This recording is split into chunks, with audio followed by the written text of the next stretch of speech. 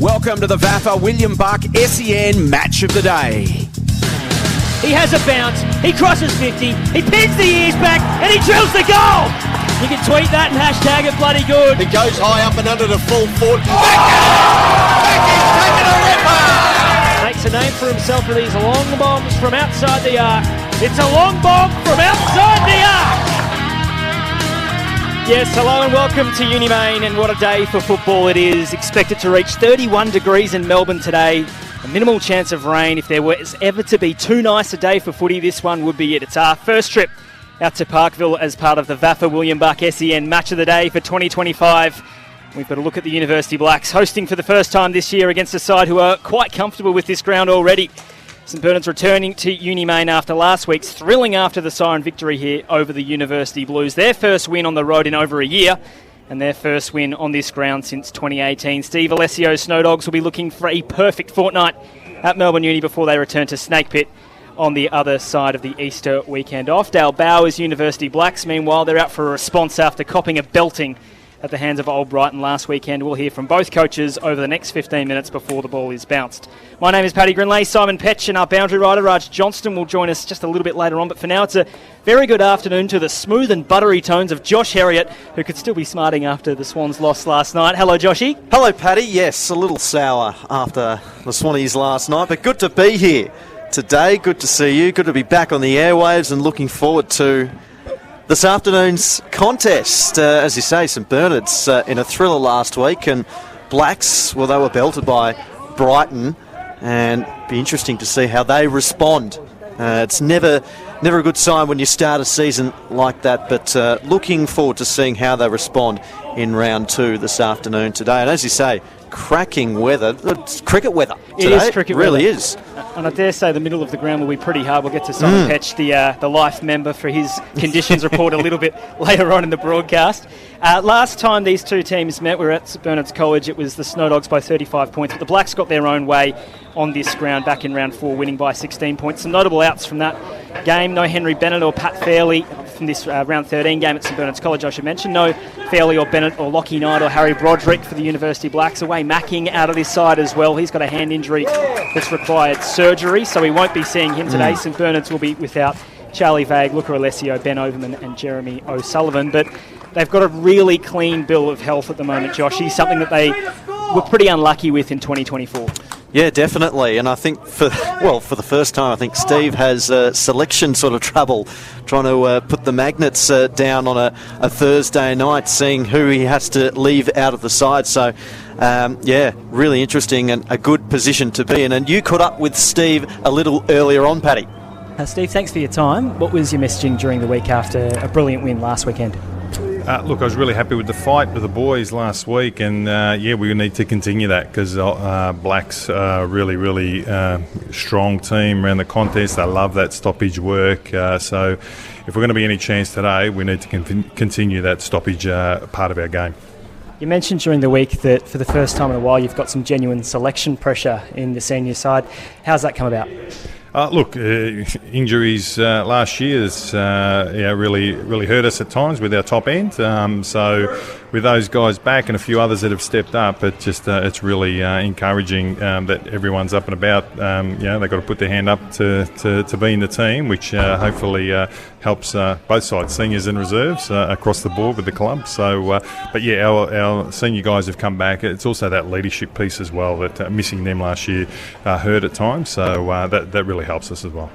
Beautiful day for footy. Last time you played the Blacks, Eden Sibbald kicked a bag of 7. How's his pre-season been, and how do you expect he'll go on a big ground today?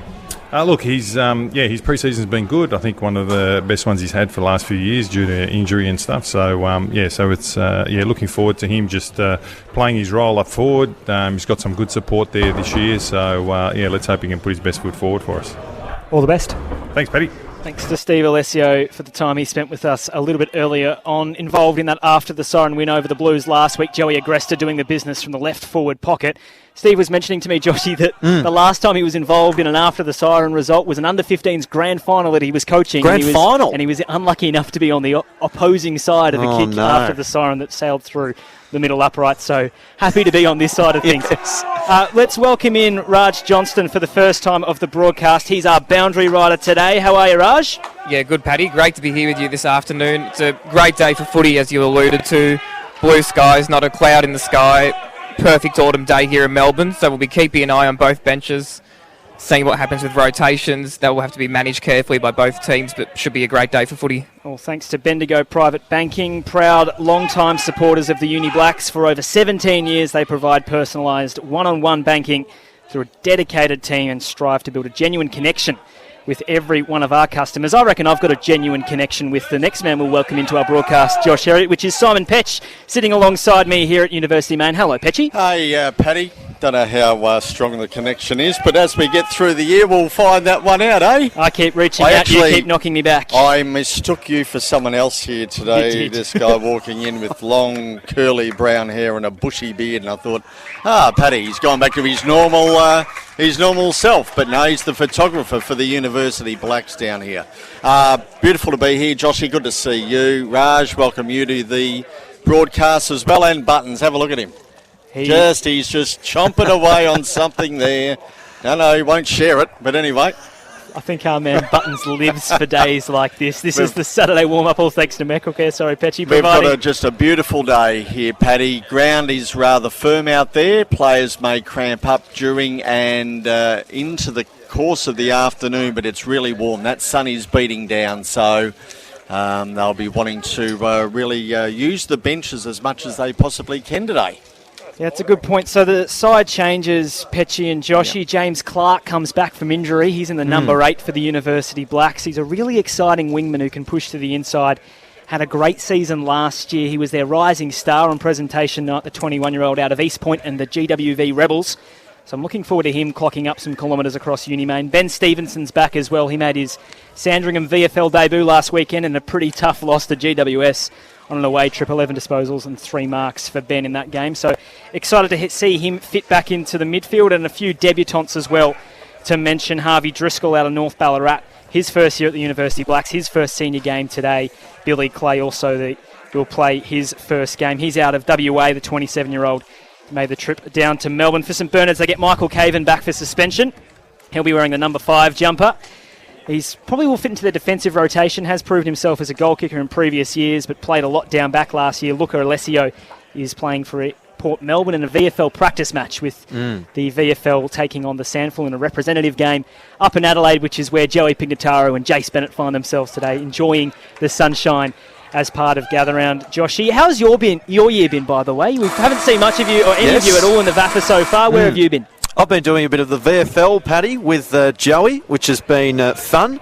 We're up to, round 4 of the VFL now, up to, and of course, as you mentioned, we've got the weekend off, so it allowed me to come down here and call this afternoon. But great to be back calling VAFA football. You know I love VAFA football, so it's good to be here alongside yourself, Petchy and Raj. This is the Saturday warm-up, all thanks to Meckelcare, providing care for more than 16,500 people each week across Greater Melbourne and regional Victoria since 1959. Petchy, the middle of the ground, you are the doyen, I suppose, of ground inspections across the VAFA. I like to have a look. It's they play cricket here, and it's rather hard in the centre circles area, the centre wicket area. Around the ground, though, it's nice underfoot, but the boys won't have the long stops in today. They'll be the short stops, and we may see a bit of cramping. It's a big ground down here, and the weather conditions, it's not football weather, that's for sure. It's really warm here today, and it will certainly find a lot of them out during the course of the afternoon. There's no doubt about that. Normally you don't play football in these sort of conditions in April, and normally we're not dressed like we are today in T-shirts, shorts and joggers.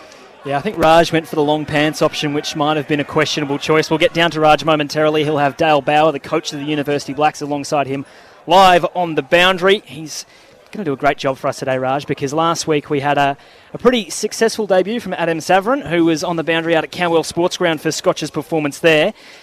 You mentioned cramping and condition, Petchy. Yeah. We saw some of the reserves as that game continued. They were certainly up against it, so that will be a live watch. Look, fitness has got a lot to do with it. These players probably aren't at their prime at the moment. We're only into round 2 of the competition. But today's sort of conditions are going to nullify a lot of teams, I suppose, right through the competition today because they're not used to these conditions. And it's the fitter teams that will come out on top. And these are two teams that don't particularly love, as far as this year's stats go, to control the football. St Bernard's giving up a 36 disposal differential last week, and that really came in the form of the Uni Blues hitting uncontested marks, uncontested kicks across their back half. So they like to move the ball quickly. The University Blacks, you have to be honest, they were really trounced in the midfield last week by a superior old Brighton side. The runners-up of 2024.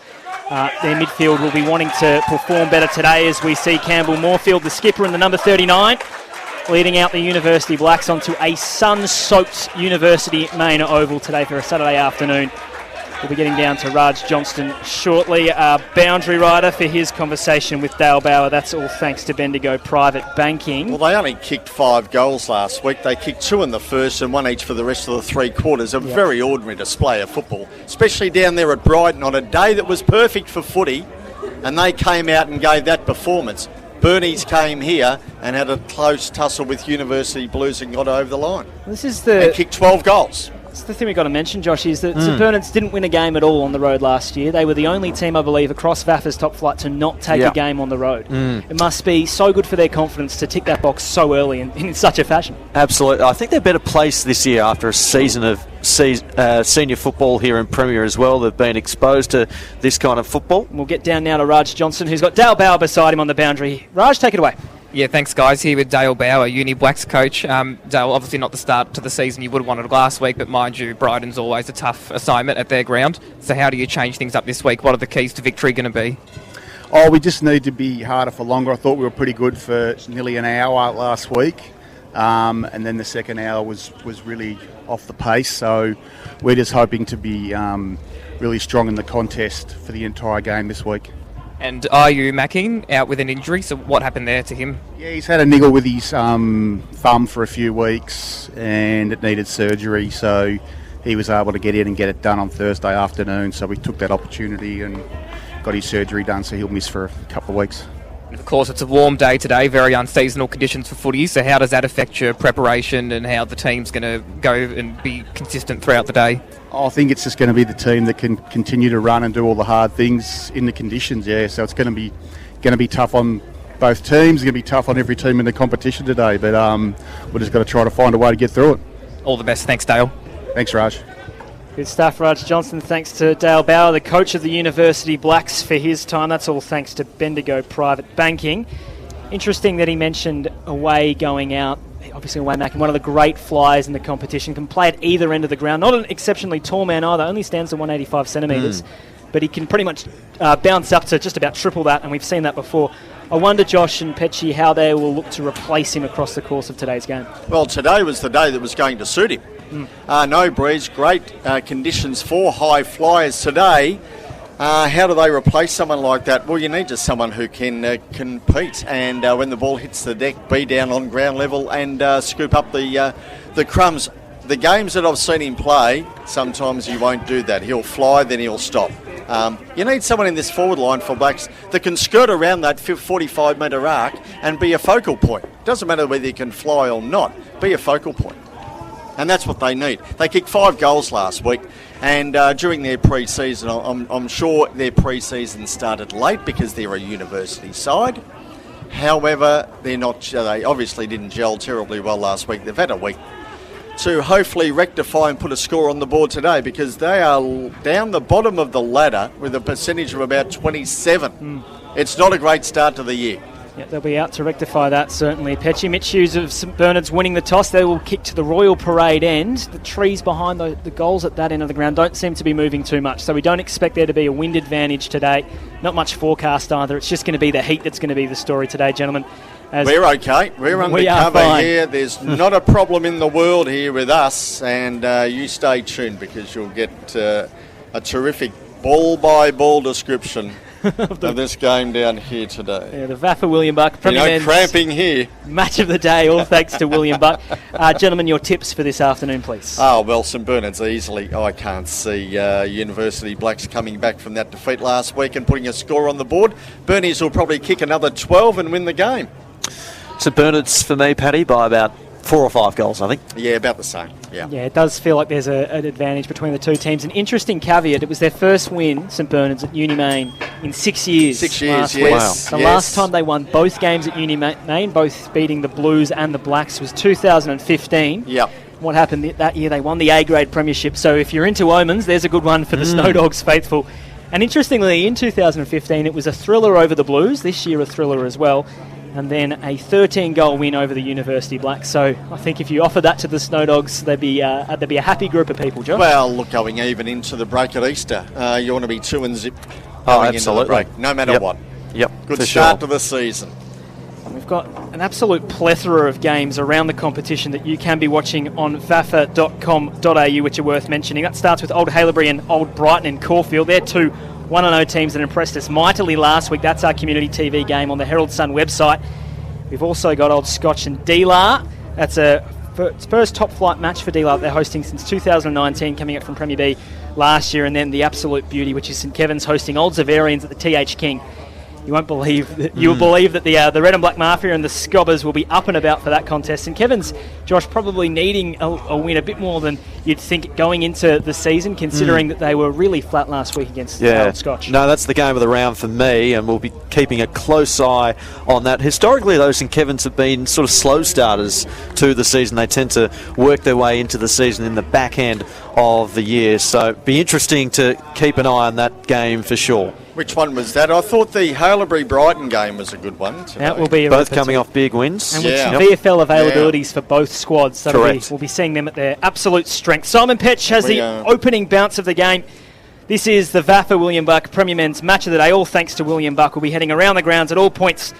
All thanks to Partners Wealth Group, one of Australia's leading providers of financial planning and wealth services for individuals, families, business owners and professionals, and we'll be keeping you abreast of the scores as well. We had some issue with the scoreboard earlier on Simon Petch, but we're hoping that looks to have resolved itself on the far side of the ground. Fingers crossed. Well, let's hope so. For Bendigo Private Banking, the field umpire just looking at us, waiting for our signal to let him know that we are ready. And I think we're just about, yes, the cameraman's just given us the thumbs up. So we're ready to go. Field umpire's got the ball in his hand, middle of the ground. Karras and Soro to go at it in the middle of the ground here. 10 playing 5. University Blacks on the bottom of the ladder. St Bernard's after last week are in 5th position. And we're just waiting for the siren. Just waiting for the siren to blow. Yeah, there it goes. Timekeepers are awake and we're ready to go. Throw the ball in the air does the field umpire to Karras and Soro, and Karras got the first tap on the ball. Now Lofty, a handball, came back here to Vesio. He goes long for University Blacks down towards full forward and St Clair. Towards the pocket they go. He sees it over with Hughes and will have a ball in. So that was quickly out of the middle. As they started last week at Brighton, they were very quick out of the middle, and Loftus was one of those who combined with Karras to work the ball forward. So down at the Swanston Street end of the University Oval, thrown back in, Soro grabs it out of the ruck, handballs over the top, close to the boundary line. Sed goes in after it, got a handball in to Holland. Now it goes backwards towards Sed, who brings it back towards half-back for St Bernard's. And Sibbald juggles the mark and takes it at half-back here for St Bernard's. First minute of the game for Bendigo Private Banking. And Sibbald's got the ball here for the Burnies. Commentary side, he'll kick up the wing. Kalako won't go, he stayed down. McKenzie out the back, didn't go either. Now he ends up with it, a handball to Gray over the line out of play, and we'll have a ball in. Right in front of us, no score. Gone a minute in this game down here between University Blacks and St Bernard's. We'll have the ball thrown back in directly in front of us. We will, and Sibbald, last time he played against Uni Blacks, he kicked 7. Toss back in, Masuro pleading his case with the umpire for a free kick, and he did win it. Yeah. So it comes back to him, right on centre wing in front of our broadcast position. Agresta was on short. Suro ignored that option. He just goes long. Inside 50. Moorfield front position. Gray's down there. He couldn't take the mark. Spillage at ground level. It's been kicked forward. Going back with the flight there was Dacus. Takes a really good mark in the back line, and now he's just going short. Gee, dangerous option. Ernest was on, the veteran, and he's now going short by hand. Off to Loftus, back to Ernest again. Vesio's in the middle of the ground, and they use the overlap run there of Loftus, who kicks inside the forward 50, and Grocott is on the end of it. Perfect football from end to end there by the University Blacks, and they'll get a shot on goal 40 metres out thereabouts, directly in front. Beautiful football, Josh Heriot, straight through the middle of the University main oval. Beautiful conditions for that kind of play. Kane Loftus, exciting early. Yep. He's an addition, made his University Blacks debut last week out of Torquay, the 23-year-old, did a pre-season at Collingwood VFL as well, so he is in tip-top shape. Now he's been superb early on, a few early touches for him. Here's Grocott, who will kick from basically directly in front, about 40 to 45 metres out. He keeps it low, and it's straight. And the Blacks get the first goal of the game. They're one straight, 6 St Bernard's yet to score. We've gone 3 minutes in this opening quarter, all for Bendigo Private Banking. And great to see the scoreboard's off to a good start as well. So Blacks on to one straight, 6 Bernard yet to score. That's terrific for us, because we were really going to struggle to keep up with the scoring here. When they brought out the whiteboard, I was starting to get a little bit worried, but wiser heads have prevailed here at the University main. Thank goodness, because or else we would have been in real strife. You would have been. Karras and Soro back to the ruck. It is the big Soro, accountant he is, who wins the tap down and then gets his own clearance as well. Just tumbles a ball high inside 50. Wants Oli Liberatore. It fell short. Ernest was dispossessed. Liberatore will go again. He's got Watson for company. Adderwill spreads a handball. The University Blacks go out. Intersection of the defensive 50-metre arc. In fact, a free kick going the way of St Bernard's. They want to move the ball quickly back inside 50. Looking for Sybil in the goal square. They get across to him. Henry Robertson, the spoil. Good spoil. Puts it out of play right next to the behind post, left forward pocket for the Burnies. Sybil thought he had his name written all over that. Might have a little conference here between the boundary umpire and the goal umpire as to whether that one was out of bounds or for a rush behind. No, throwing it in. It will be thrown in. So the Blacks by a kick then. 4 minutes gone in the first term. Sun's still beating down at the Uni main. I'm told by Buttons that we're at 25, 26 degrees and rising. What can the St Bernard's boys manage from the stoppage? It's Matthew Watson with the tap down. It'll be a repeat one. Clark is wrapped up at ground level. We'll get a throw up some 20 metres out from the St Bernard's goal. They're looking for their first score of the day, Simon Petch. Good Tommy Sullivan there. He was very hard on Clark with that tackle. Brought him to ground. Thrown in the air. Watson palms it down close to the boundary line. Tommy Sullivan goes in towards goal but missed. First score there to the Burnies is a minor one. They go into one behind, 1 point, trailing University Blacks on one straight 6. 5 minutes gone in this first term for Bendigo Private Banking. And Darkus is about to kick the ball back in. Goes out of sight of the ground. Oh, good mark taken Haggard. He rose well and he brought it down and he's marked it just outside the 45-metre arc for the Snowdogs. Goes back towards full forward. Kalako.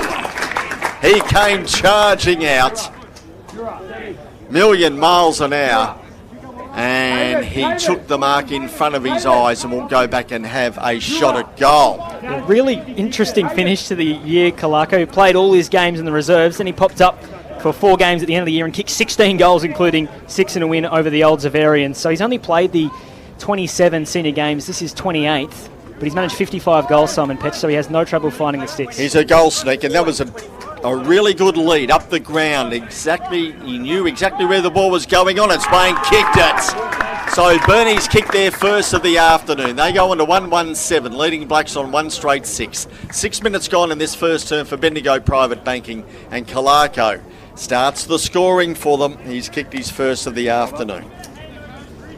Well, Adderwill had the job on him then. Certainly a height and size mismatch there. So the way he charged out at it, Joshy, he gave his opponent no chance. Absolutely. Here he is. He's off the ground. He's off the ground. We've been going 6 minutes and you're off already.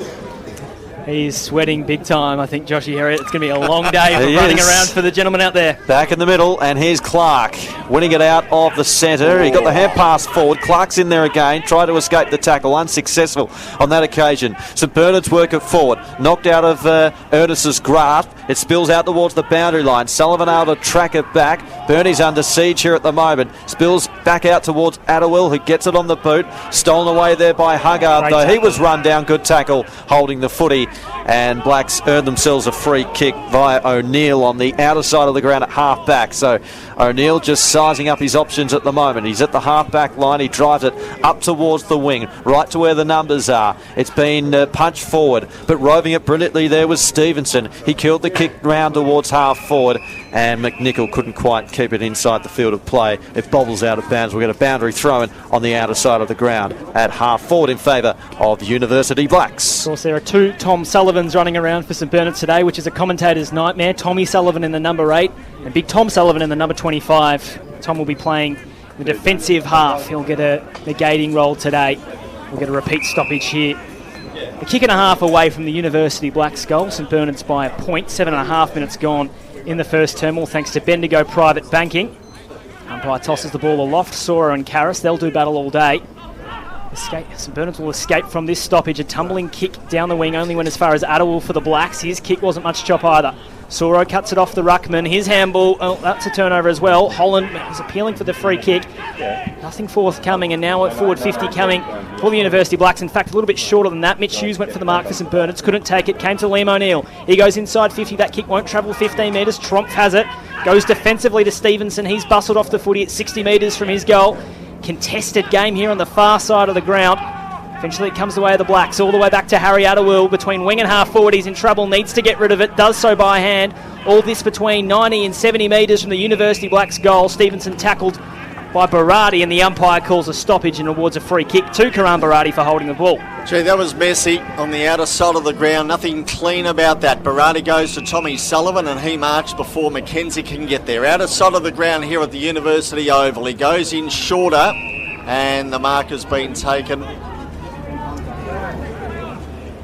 And a Schumann, I think that is, goes long with the kick. Oh, gee, at the back there was Huggard, a handball towards the boundary line. Watson there, Overman there as well. Watson ends up with it. He goes back in towards the middle of the ground, but reading it okay here is Oliver. He gets away from his opponent. Kick up towards centre wing for Blacks, but Barati chops it off. Goes back with a handball. Now they'll come forward here, Bernies. This is through Burquest. A kick towards half forward. No mark taken. It goes to Tommy Sullivan close to the boundary line. He'll try and keep it in. He doesn't. Good tackle there by Ernest. The importance of him being down back today certainly will be on display here. And in front of the small, dilapidated boutique grandstand, the umpire throws the ball back in. Watson stayed down, palm down, Liberatore.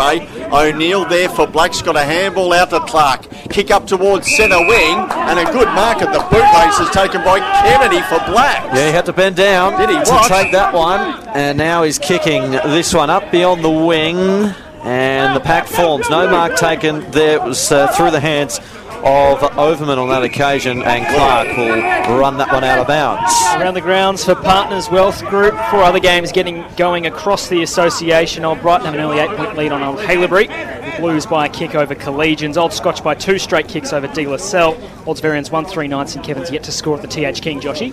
And the Blacks are 1 straight here. St Bernard's are 1-1-7. 10 minutes gone in this first quarter for Bendigo Private Banking, as that one's knocked out of bounds once again by O'Neill. We'll get another stoppage here at half forward. Good crowd in attendance down here at the Uni Oval as well. Toss back in, Karras at the back, trying to work his way forward, and now it's the Blacks trying to break free. Cassidy kicked it high up and under, down towards half forward. They set themselves, spills out the side. Agresta tried to track that one down. The line beat him though, and out of play once again. Feels like an evenly balanced game of footy, Simon Petch. It sure is. On the scoreboard it is as well, but a lot of mistakes being made out there by both sides. They're just settling into their work at the moment.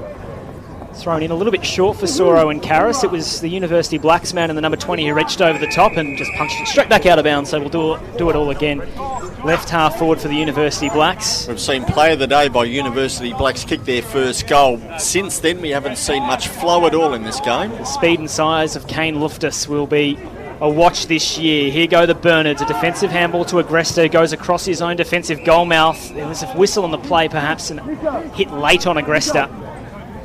Be coming back to the number 2, the hero last week for the Snowdogs, who converted from just about that place on the ground last week, and he won't end up with the free kick though. It'll be paid to Caleb Burquest in the left back pocket for St Bernards. Turned 21 during the week, Caleb. Oh, good on him. I turned 60 the other day. You don't look a day over 29. I don't look Petch. a day over it either, do I? No. So St Bernards slowly to the left half-back flank on the far side of the Uni main oval. Happy birthday. Happy birthday, Simon Petch. A skipping kick down the far wing, taken by the Blacks. Tommy Sullivan with a nice tackle for the Snowdogs. He will tie it up. Defensive side of the wing for the Snowdogs. Okie doke, so bathed in sunshine down here as the helicopter circles above. I've told them not to pick me up this early, wait for later in the afternoon. St Bernie's go forward. Here's Agresta from defence up towards Kalako. Oh, he fell to his knees and he couldn't hold on to it. Moorfield there, a handball. Put his teammate straight under in trouble there, Adderwell. And he gets held up and will have a ball up. It just missed Kalako. Just on that 45-metre arc. Down at the Bernie's end, the Royal Parade end of the University Oval. Thrown in the air, close to the boundary line. Kalako interfered with St Clair. Or has it gone the other way? No, Kalako gets the free kick after being interfered with, and he will take it here for St Bernards. 6 of one, half a dozen of the other there. The umpire picked that one out, and Darren Kalako's got the footy. Kicked their only goal of the afternoon so far. So Kalako to take it. Outside the arc, he goes across the face of goal. Up they go. Watson palmed it down. Marcus Holland was nearly there, but wasn't. Then Gray. Handball. They get it back again here. Blackson out of defence. They'll work it close towards the scoreboard. High up and under kick. Fished away back into the field of play. It came. Set there for Bernies. Applies a tackle with his teammate. Holds players up. Holds Loftus up and... Vessio's got to come off here with the blood rule. Okay. Fair bit of claret from the head. Doesn't look good at all. Said to be awarded a free kick here. We'll keep an eye on that. After all that. With Raj Johnston on the boundary, all thanks to Orthosport Victoria. Just looks like a little bit of claret. Yeah, as you mentioned, Joshy, it's streaming down the back of his head. Yep, no doubt about that. He's being given a whack. And he's said for St Bernards. I don't know how this played out, but it has. And they're looking at their second goal of the afternoon to the Royal Parade end of the University Oval. So his first shot at goal this afternoon from just outside the 45-metre arc. Good kick. Kalako in the pocket. He goes up, couldn't bring it down, and Blacks may get out of trouble. They do. Only just kick from Adderwell out towards the half-back line. It might come back in, though, here for the Bernies. Stevenson gets a clearing kick, though, out towards the wing. Trying to track this down as Overman. Did well to trap it, and then sends it back whence it came. Inside 50. But going back there was Clark, takes the mark, kicks centrally and finds a Chalkley. And then Chalkley looks out wide. Overlap run there from Robertson, who goes over the top by a hand. Robertson kept running. He gets it back from Adderwell. And now Robertson curls that kick round to Moorfield.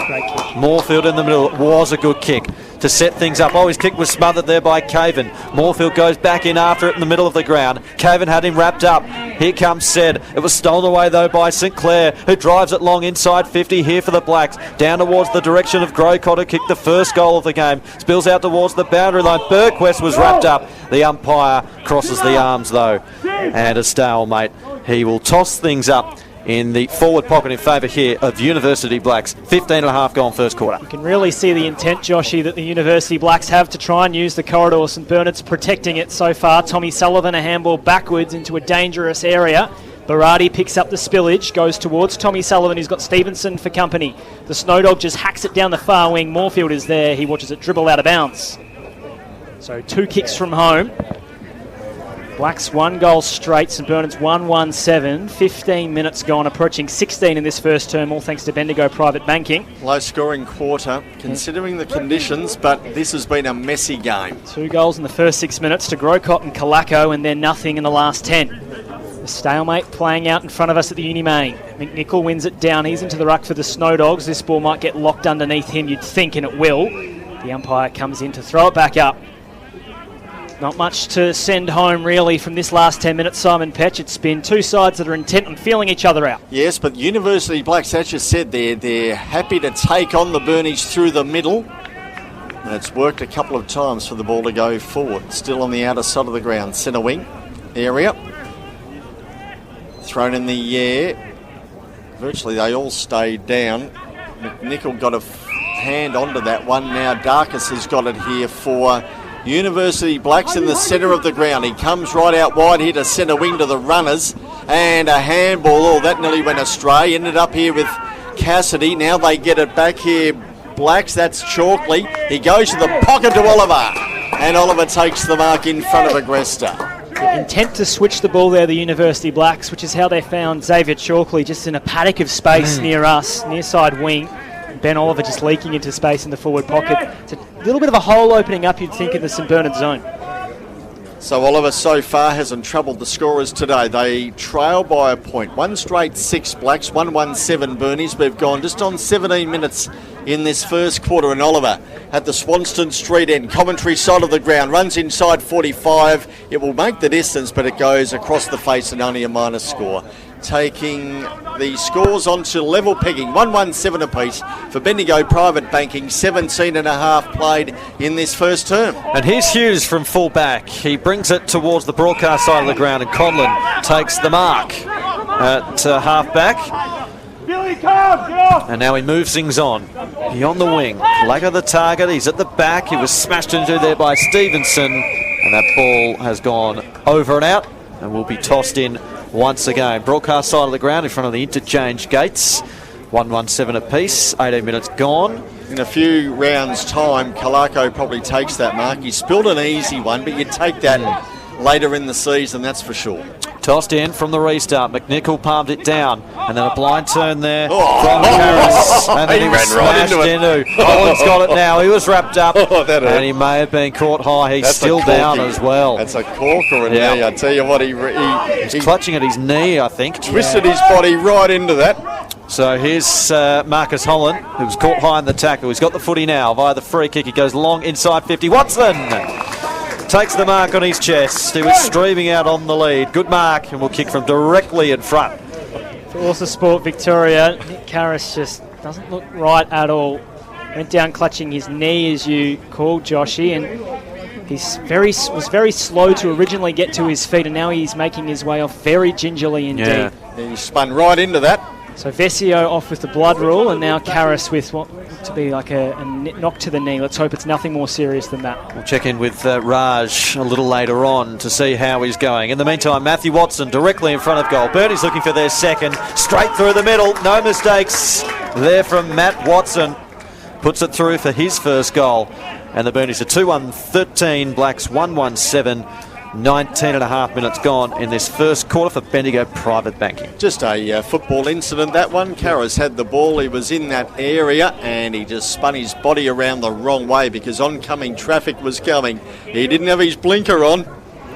No, he didn't. Around the grounds, all thanks to Partners Wealth Group. It's a hot start for Old Brighton. They lead by 21 points at Brighton Beach Oval. University Blues up by 21 at the Harry Trott over Collegians. Old Scotch by 11 at Waverley Oval, and East Malvern over D-Lar. Old Zavarians by 9 points over St Kevin's. Back to the middle we go. And they'll all fall over the top of it. Loftus tried to emerge. He was tackled by Sett as he kicked it towards the arc of 50. Tom Sullivan in the 25 went out for the spoil on Grocott. Got the ball loose, but Ben Oliver takes the spillage, goes inside 50, a lead into the forward pocket. It's a nice kick. Hughes did well on the spoil for St Bernard's. The Blacks will still try it through this. Harvey Driscoll was around the footy. Tied in the right forward pocket here for the Blacks. Agresta is there for St Bernard's. Caven wants to go in as well. Clark tackles him on the arc of 50. And it will be thrown up right half forward for the University Blacks. St Bernard's 2-1-13. The Blacks 1-1-7. 20.5 gone thanks to Bendigo Private Banking in this first term. Not a cloud in the sky pretty much today. Huggard and Loftus battling over it. Schumann is there. Waiting to receive the handball was Ethan Schumann. His kick was a scrubby one out towards the outer wing. Conlon is held up and we'll have another stoppage, Simon Petch. Outer side of the ground. 13 playing 7. Burnies have the lead. 2-1 to 1-1, nearing the end of this first quarter. Outer side of the ground, and eventually Bernie's through Gwyn. Get a kick up towards half forward, but it goes too far and out. And we'll have the ball being thrown back in once it's retrieved by a patron. Pretty sparsely spaced on the far side of the ground near the scoreboard. Sure, he throws it over the fence, hits the top of the pickets, and it just wobbles its way back to the boundary umpire. About to be thrown back in. Hockey centre side of the ground here at University Oval. Soro and Clay to go at it in this contest. Both didn't get a hand onto that one. Stevenson nearly went through with it. Now he's got it. Then he was ripped off the football. Ball on the deck. Kick along the ground. Favoured Ethan Schumann. Now it got to Loftus. We've got a handball here. And Blacks go forward again inside 45. An attack of the fumbles there. Caven there. Tom Kennedy there. Bent down to pick it up. Umpire's given a free kick against Caven for holding the football. Caven saying that he handballed it. The umpire's not having a piece of that. And Clark ends up with it here for University Blacks.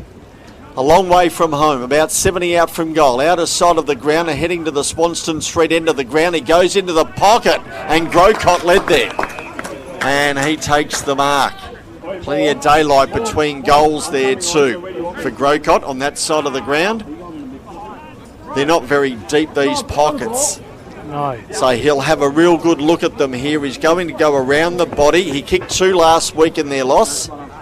Looking at a goal here for them. That looks pretty good from here. That is a ripper by Grocott. He kicks Black's second of the afternoon. They go on to 2-1-13. Level pegging. St Bernard's on 2-1-13. For Bendigo Private Banking, 23 gone in this first quarter. One of the goals of the day by Grocott. And for Author Sport Victoria, Louis Vesio back on the ground with a new jumper and a bit of headgear on as well. He's in the 83 now. Louis swapped the number 2, which would have been soaked with the blood that was streaming out the back of his head, but good to see him back in the middle and resuming his place around the centre circles. So 2 for Grocott. He kicked 2 in the game last week. He's kicked 2 in the first term today. No, great finish there from Grocott. So 2-1-13 apiece. 23 and a half minutes gone. Back in the middle to do it all again. And the umpire tosses the ball up. Suro won it down straight to Luke Said, who looks out wide with the hand pass. It was stolen away there by Schumann, who kicks up towards half forward. Said tries to run onto it again. It was caught by Adderwell. He got out of the tackle though. Got boot to ball. Coming through there was Oliver. He kicks it back up towards the wing. Down there is O'Neill. He couldn't quite take the mark. Tried to knock it on. It's down towards the boundary line. And Gwyn couldn't quite keep it in. The umpire will toss this in. Centre wing on the outer side of the ground. 2-1-13 apiece. 24 minutes gone, Paddy, in the opening quarter. Yeah, most of the play this quarter has been on that far side wing, the city side of the ground. So both squads, you'd think, maybe conserving a little bit of energy by keeping the ball in tight where they can, such as the heat today. Soro went falling over the footy. Loftus emerges for the University Blacks. His handball was errant. Over it for a moment with Vesio and also Conlon. Now it's with Oliver Delizio has him. It'll be thrown up, far side of the ground. Slightly attacking side for St Bernard's. But pretty much neutral territory, you'd have to say. Soro tries to hack the kick forward, gained 15 metres or so. Moorfield will get there first, didn't make the take cleanly. Liberatore got it away to Tommy Sullivan, who goes high inside 50. It's cut off by Gray for the University Blacks. He goes quickly, and Stevenson wants the corridor. Moorfield's moving for him. Defensive point on the centre square, has Chalkley running through. Now they're out through Vesio. Kicks towards the arc of 50. It was a little bit too hot though. Hughes on the scene, the skipper for St Bernard's, taps it to his own advantage, gets it at centre half back, and is ridden into the ground by Jack Kennedy, who did superbly to lock him up. And that's a stoppage for the University Blacks, 50 metres out from their own goal. Gee, not a good kick there by Vesio. He had plenty of time to line that one up to Kennedy, but made a mess of it in going in forward again. There was good passage of play from defence. Bernie's now through Said, tackled, brought to ground by Cassidy. Delizio, handball, heard the call. Holland there, went over his head, he had to go back in after it. Centre wing, he goes towards half forward. No mark taken, fist away here by Gray towards the boundary line. 4 Blacks at half back. Handball virtually along the ground. Open the door for Chalkley. Now Ernest kicks towards centre wing, not a good kick at all. Goes over the line out of play and will have a ball in. That was over and under. That one wasn't a drop punt at all by Ernest. He was under enormous pressure. 2-1-13 apiece, 26 gone in this first term. Down here at the University Oval for Bendigo Private Banking. Scores are level. Ball right in front of us. Thrown back in. Soro and Clay go at it. Clay tried to grab it out of the ruck. Soro pushes him out of the way and he gets a free kick.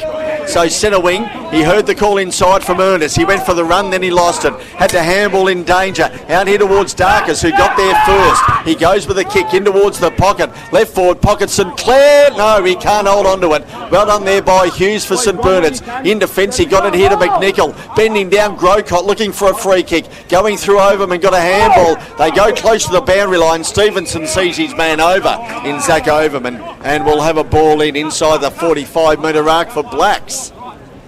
Gee, when they get their running going, they link these handballs. They look all right, but sometimes they'll just mess it up with a kick or a messy handball. Toss back in by the umpire. Here's Gray. Got boot to ball. It'll land still inside the field of play. They set themselves, knocked over the line. And again, we'll have a repeat stoppage here at half forward. You've seen that a couple of times today, Petchy, where they've been clean from their sort of half-back line, full-back line into their forward line. It's resulted in a couple of goals there to Matt Grocott. But again, we've also seen some messy football going forward there from the Blacks. Toss back in. Suro worked his way to the front, bounced over the head there of Vesio. And now it's in the hands there of Delizio, which flings the hand pass out wide to Huggard. Outran his opponent, kicks up towards the wing. Good one-on-one contest there from Attawell and also Kalako. It spills out the back of the pack. Liberatore was there. Attawell again. Liberatore, great smother. Down towards the boundary line again. He wore that one. And it will be tossed back into play.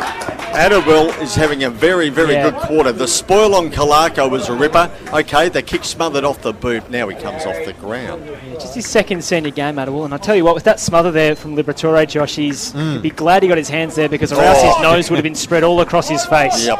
At the back of that throw in, Huggard tried to tap it forward. I think went to the Blacks though. Burquest should chop this off in front of us. Kennedy got there first. Got it to Stevenson. Flings a handball. Barati chops it off. He's in trouble. Slung to the ground, but he got his handball away. Intercepted by Kennedy. Here go the Blacks. Loftus right back his length here. He went for the short pass instead. Probably wasn't the option. Tom Sullivan got in the way. Now Caven's got it. Gave it to Overman, and now they'll get through Schumann. In the corridor, nice kick. Gave it to Tommy Sullivan.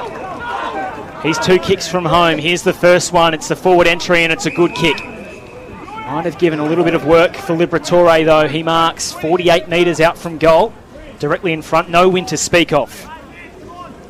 So Liberatore keeps the ball low on entry. Goes inside 50. It's an easy chop off. That one's been eaten up by Zach Darkus out of St Kevin's last year. Onto the half-back flank and he moves it to James Clark. So in front of the small grandstand that obviously is under repair. He goes back inside here to Ernest and he marks inside defensive 45. Royal Parade end of the University Oval. Ernest goes right out wider here towards half back and mark taken by Oliver. He clears with a kick up towards centre wing to Chalkley. He goes up, he brought it down, then he grabbed hold of it, got it back to Grocott. A left foot kick in towards half forward and Stevenson. Oh, he dropped what he should have taken really. Holland was hot on him. But Stevenson's dropped an easy mark there, and the result will be a ball out or a free kick. Oh, he's going to get a free kick. Okay, so Stevenson ends up with it, goes back to Grocott. He's kicked 2 for the Blacks so far in this first term. He goes towards the Swanson Street end of St Clair. Will they get there in time? No, it goes over the line out of play. We'll have a ball in before Tom Kennedy could reel it in. Around the grounds for Partners Wealth Group, Old Brighton by 33 points over Old Haileybury at Brighton Beach Oval. It's the Blues by 17 points at Harry Trott over Collegians. Old Scotch by 24 points over De La Salle. Was there a free kick on this one, Petchy? No, it was a very shallow throw in. I think it might have slipped out of his hand. What's he paid? There was a ruck infringement, I think, or right. That was a very shallow throw in. I thought he was going to recall it well, so did I, and he should have really. That was very shallow because there was nowhere near the ruck, and St Clair ends up with it anyway. No, I think St Clair was held just off the ball. Okay. Yep. It's a bit of chicken and egg stuff. Well, yeah, a bit of possum spotting there, really. One eye one way, one eye the other. And St Clair ends up with it. So directly in front of the goal at the Swanson Street end of the ground. 30 minutes gone, sirens gone. St Clair to put Blacks in front at quarter time, puts it on its way and makes no mistake. makes no mistake. St Clair kicks his first, and University Blacks go on to their third of the afternoon. They go in a quarter time with a lead of one straight kick, 3-1-19, leading Bernards on 2-1-13. That quarter going 30 and a half minutes for the Bendigo Private Banking. This is the VAFA William Buck Premier Men's Match of the Day, streaming live on sen.com.au and on vafa.com.au. More after this. Hey guys, at GYG we never compromise on the quality of our food. That's why we only serve 100% free-range chicken. We're on a mission to reinvent fast food, because who said fast food had to be bad food? Love ya. VAFA Media is next level in 2025, with more live stream and radio coverage coming your way every Saturday. 2 live games streamed every week on Community TV, plus our VAFA William Buck Match of the Day radio call on vafa.com.au and the SEN app, along with more live stream matches on vafa.com.au than ever before. Plus, every game from Premier Men's, Premier B, Premier C and Women's Premier on demand in full at vafa.com.au to watch throughout the week. Saturdays are for the VAFA. Catch the action on vafa.com.au, Community TV and the SEN app. Are you looking to grow your business? William Buck are more than just accountants and advisors who can develop strategic growth plans for your business. With over 125 years' experience, William Buck has expertise in navigating through challenging times and has been working closely with the VAFA community, creating positive change for individuals, businesses and community organisations. William Buck's team of specialist advisors work collaboratively, providing you with 360 support. Schedule a complimentary consultation today by visiting williambuck.com. Keep up to date with everything that's happening around the VAFA by subscribing to our socials. We're on Instagram, X, Facebook, LinkedIn and TikTok. Join in the fun with the best pics, videos, stories and reels from around the competition. Send us your best and we might share them around the league. VAFA Socials. Search VAFA and VAFA Women's on your favourite platforms. VAFA Action is back for 2025 and you can catch the award-winning VAFA William Buck Premier Men's SEN Match of the Day every Saturday afternoon. Listen to all the VAFA footy action live on the SEN website and SEN app today from 1:45pm. Quarter time at the University Main. It's the Blacks 3-1-19, St Bernard's 2-1-13. Thomas St Clair after the siren, giving the Blacks a slender lead after an at times sloppy first term of footy, with both squads just adjusting to the heat and conditions. We'll have a quarter time huddle report, all thanks to Partners Wealth Group, in just a second, with Raj Johnston making his way down to the huddle for the University Blacks. We'll be hearing all about it in just a few moments' time. Simon Petch, Josh Heriot here today. Petchy, interesting first quarter of footy, both squads feeling each other out. Yeah, no doubt about that, feeling each other out, but the way that the University Blacks are using the ball through the middle of the ground and getting it down to Grocott and co, that worked really well. Their 3 goals have come from really good plays. I guess except for that last one where you thought that was a boundary throw-in that was going to be recalled. St Clair ended up with it. But the way it got down there in the first place, University Blacks are really using the ball well. St Bernard's on the other side of the coin, they're using it well as well, but you don't see them stream through the middle of the ground, and they've only kicked 2 goals. Kalako has kicked 1 for them and Watson, so they've really struggled to get goals and scores, St Bernard's. The Blacks have looked better as they've gone forward. Yeah, Grocott, that's a good sign from him. Just the 7 games and 12 goals in 2024, missed a decent chunk of the middle point of the season. 2 goals last week in a tough day against Old Brighton. He's already got 2 on the board here at the University Main, so good signs for the man in number 4, as our man Josh Heriot scarfs down a sausage roll at a pace you would not believe. No, he actually has inhaled this. He's not eating it, he's inhaled it. I've never seen anyone. For such a methodical, buttery caller, this has been some sort of performance from Joshy on the fang. I reckon 5 minutes into the second sermon it will be regurgitated all over the table. Let's get down to Raj Johnston, who's in the St Bernard's huddle with Steve Alessio. So we need to make sure we lower our eyes, all right? Hopefully, Sibolt's been leading up. With some other lead-ups here. Let's make those 2 kicks into Daz and Watto. Fantastic. Yeah, wait. Remember we talked about holding. You waited and then it opened up, all right? So be patient with it. Be patient, okay? So really, really be patient. what they're doing really well is they're willing to take that inside ball, right? So as soon as they win possession, we need to locate the nearest. Someone over there made Mick Hughes, who laid the tackle, run all the way back to the back pocket, and we should have just cascaded. Take his man first, and then let the other guy take him. All right. So work with each other. Be aware. Stay in the game mentally. Okay. Let's make sure we keep taking the ball on through the middle. Nick Raya. So you'll go to Nick's going to take Moorfield. All right, so he'll just sit on him for a bit. Thanks for Steve Alessio for the insight from the huddle there. Interested, Josh and Simon, that St Bernard's, they want to go the corridor footy as well. They're not interested in this spacing the game out, uncontested style of footy.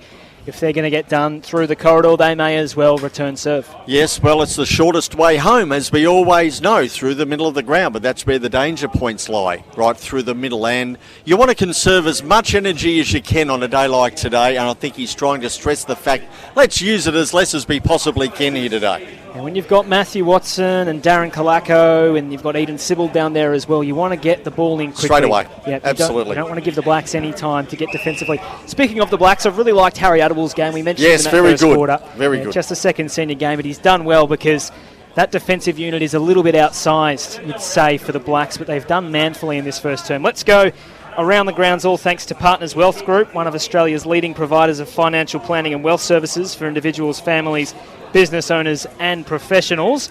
At the Brighton Beach Oval, Old Brighton 7-4-46, Old Haileybury 1-7. So that's a hell of a start from the Tunners, who did so magnificently last week. They want to go one better in 2025 after falling short on grand final day to Old Scotch. Speaking of Old Scotch, the Cardinals 5-3-33 at quarter time, De La Salle 1-4-10. That game in East Malvern. So they're looking to go 2-0 to start off their premiership defence. The University Blues 4-4-28 leading Collegians 1-5-11 at the Harry Trott. And rounding out our fixtures, St Kevin's 2-2-14, Old Zaverians 1-7-13 at the TH King. Bad kicking, Simon Petch. Again, we saw that last week with St Kevin's. They didn't start last week terribly well off the boot, and once again today. Sam Barnett and Jack Darmody, the goal kickers for the Scobbers. Dan Tuddenham has one for the Old Zaverians. Josh, as we get down to Raj Johnston, who has Steve Alessio beside him. Yeah, guys, I'm with St Bernard's coach Steve Alessio. Steve, this game's very close, not much separating the two teams. What do you need to do in the second quarter to put yourselves forward?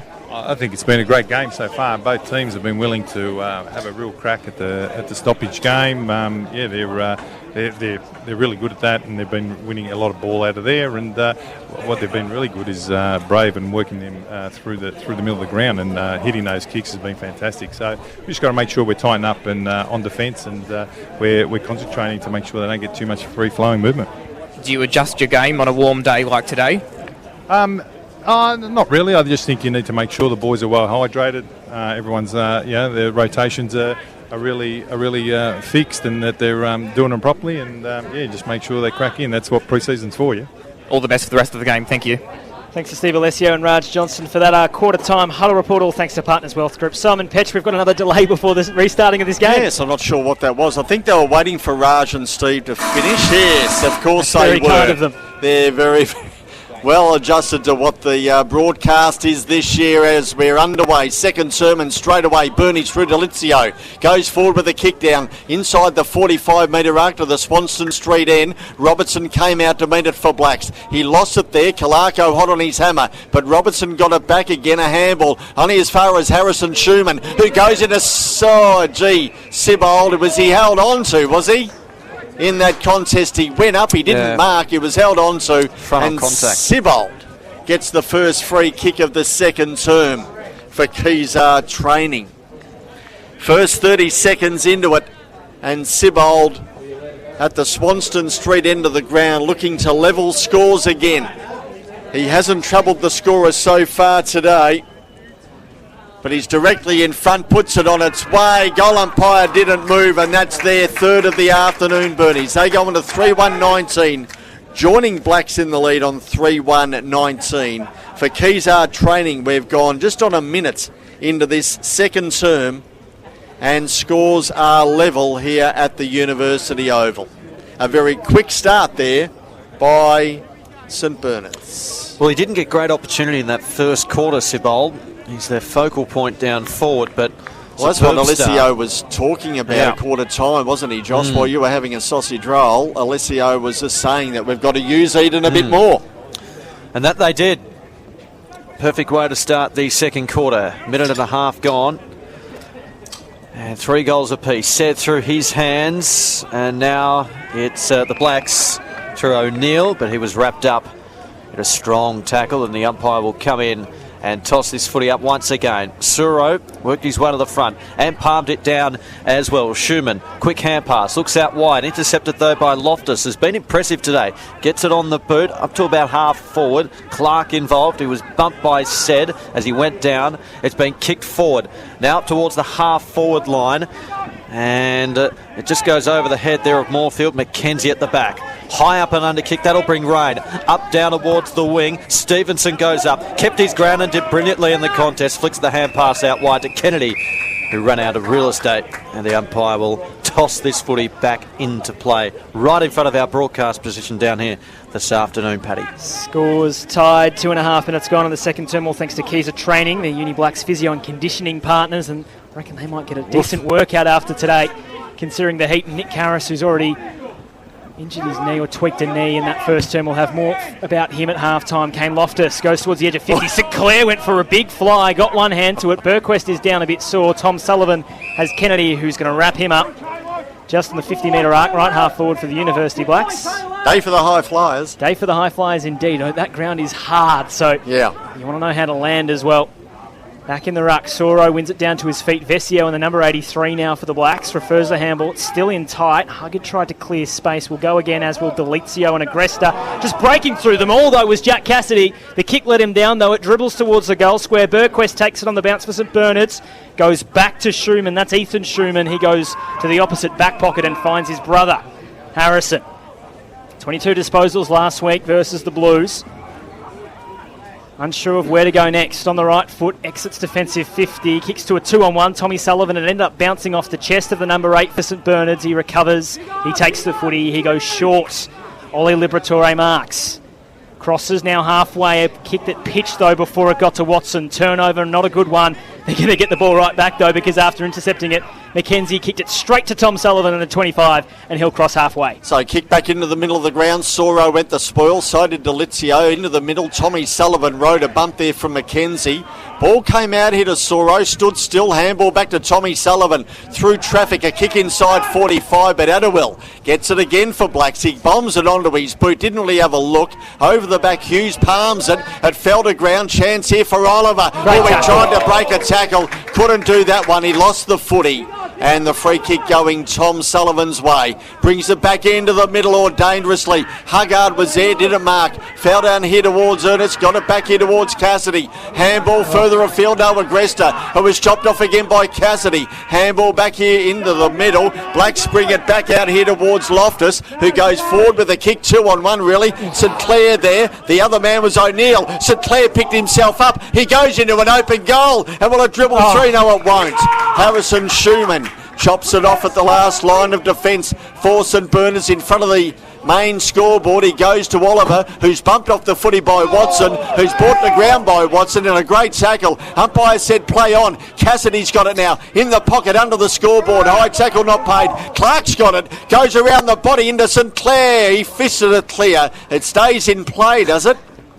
And it's gone through for a minor score. Plenty happening there. 5 minutes gone in this second term. Play goes on. 3-2 the Blacks, 3-1 19 St Bernard's. Frenetic stuff. Yeah. And it's taken by Huggard, who kicks this one out wide towards the wing. Well positioned there. Delizio used his body well and then kicks up towards Sibold. Coming through there was Moorfield. He was wrapped up in the tackle though. Not paid. Spills the way of Holland, who looks inside 50. Finds his man. Takes the mark.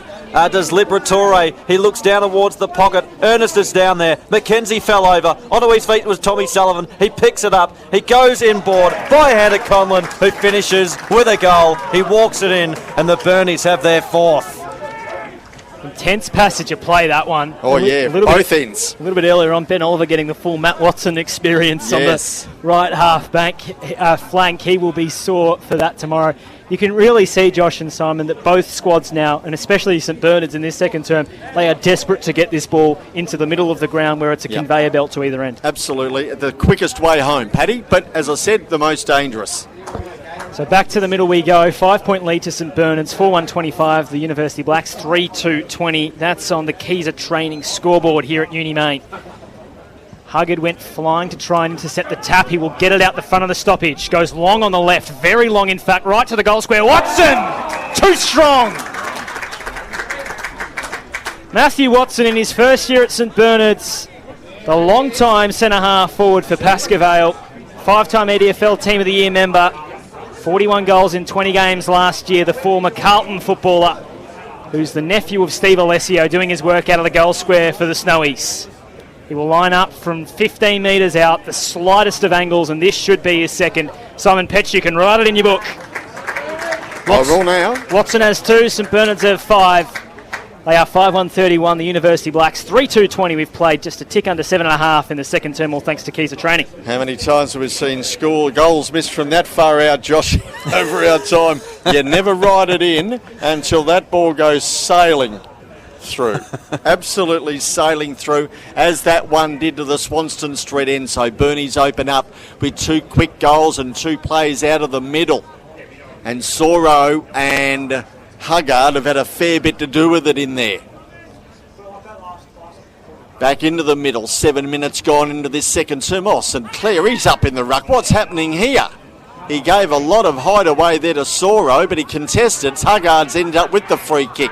So again out of the middle. Burnley's go forward. Swanson Street end of the ground. Oh, good mark.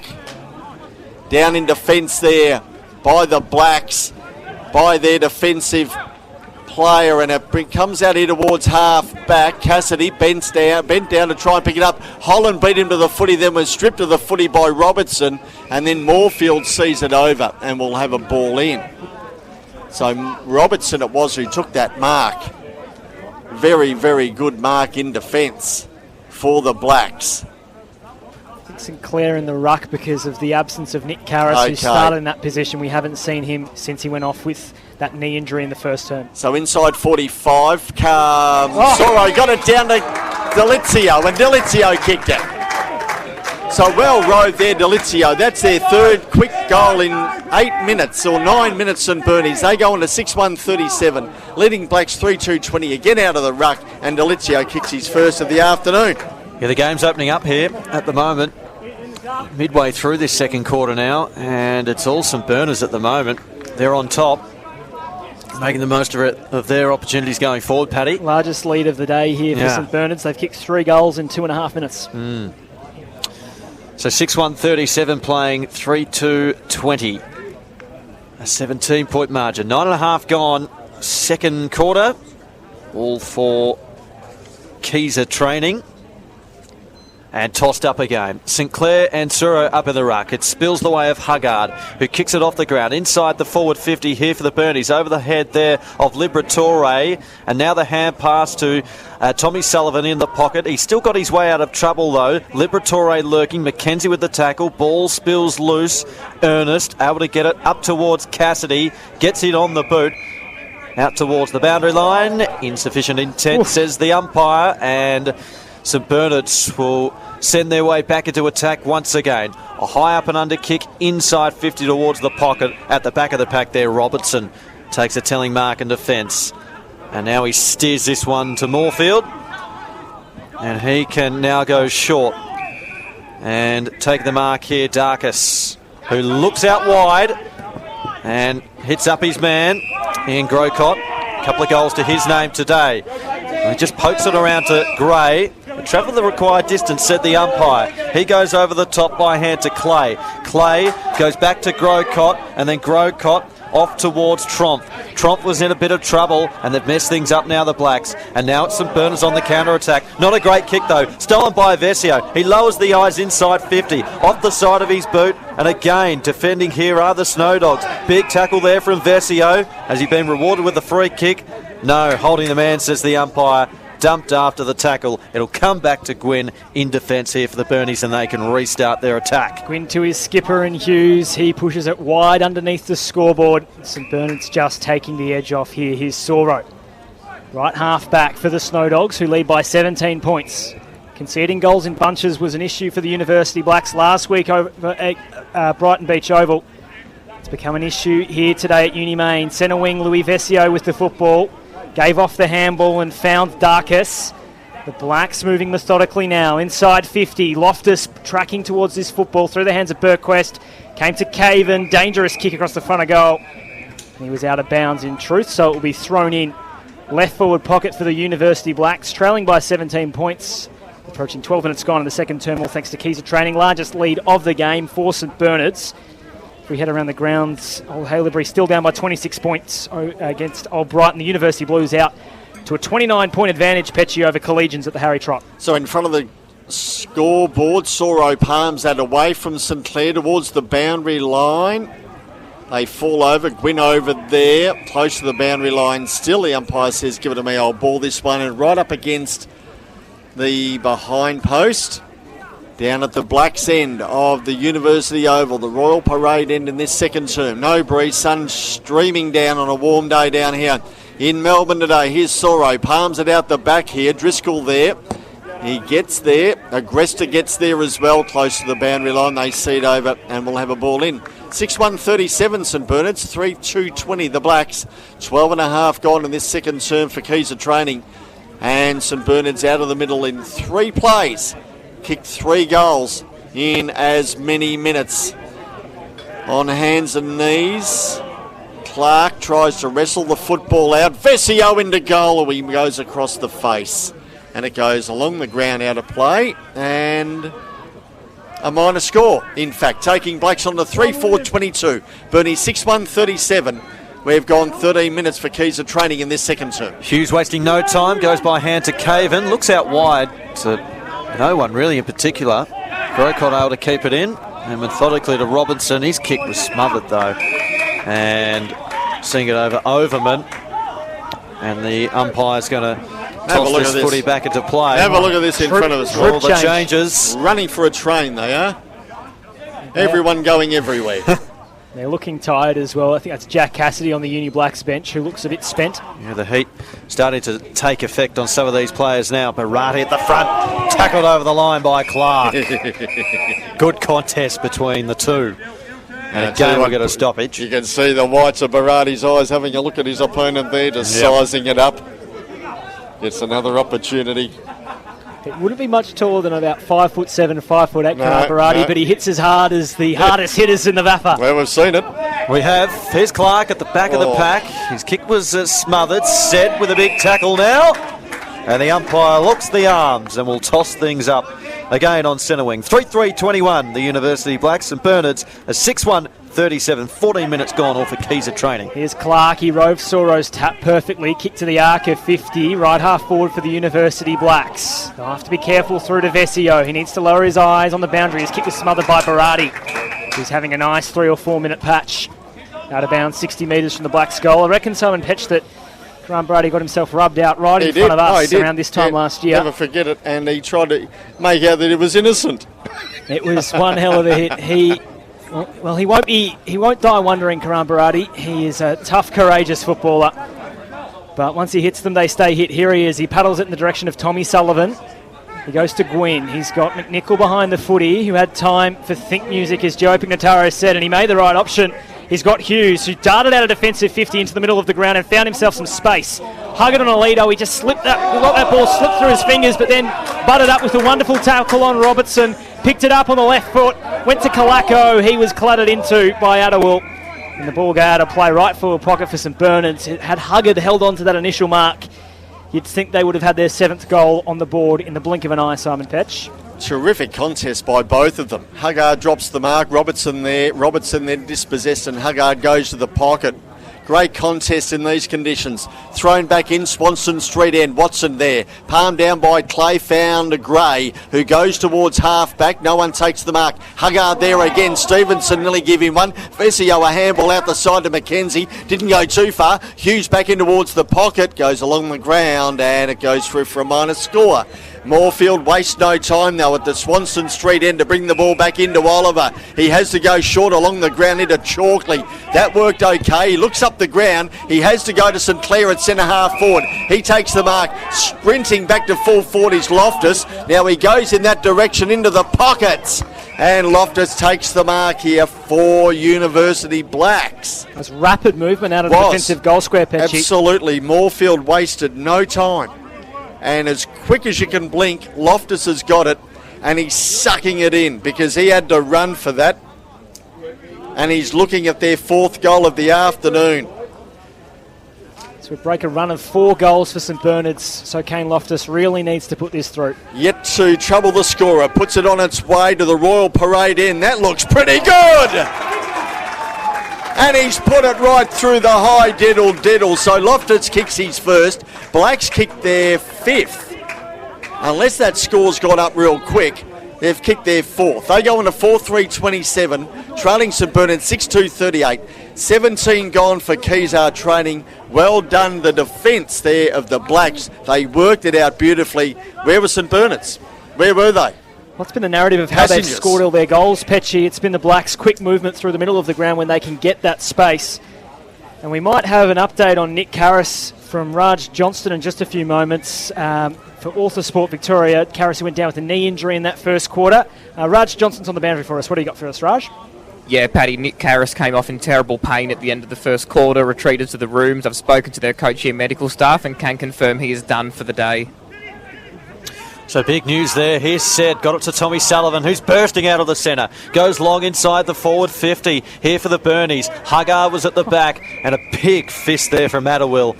Finds the boundary line over and out. I know we've got sponsors for Mark and Goal of the Day, but we might need one for Spoil of the Day. That was fantastic from Adam. He's done 2 of those so far. One on Kalako and one there. Very good. It's been one of their better players this afternoon. Toss back in. St Clair's up in the ruck. He was able to work his way to the front. Here's Holland. Just palmed it forward. He's able to pick it up. He's got Agresta out wide. And now the hand pass to Schumann on the outer side of the ground. Umpire's paid advantage here, and the kick goes across the face. I think it was Schumann who was blazing away, and it goes through for a minor score. So 4-3-27, playing 6-3-39, 18.5 gone in the second quarter. So here's Heriot. Well, I'll tell you what, since they've had issues with the scoreboard here at Uni Main, it's been in tip-top shape since they've brought it back. They are sharp today. Since we gave them a spray. Absolutely magnificent in the booth next to us. We give them a spray. And hearing every word I say as well. Here's Xavier Chalkley, who is on his own right half-back flank.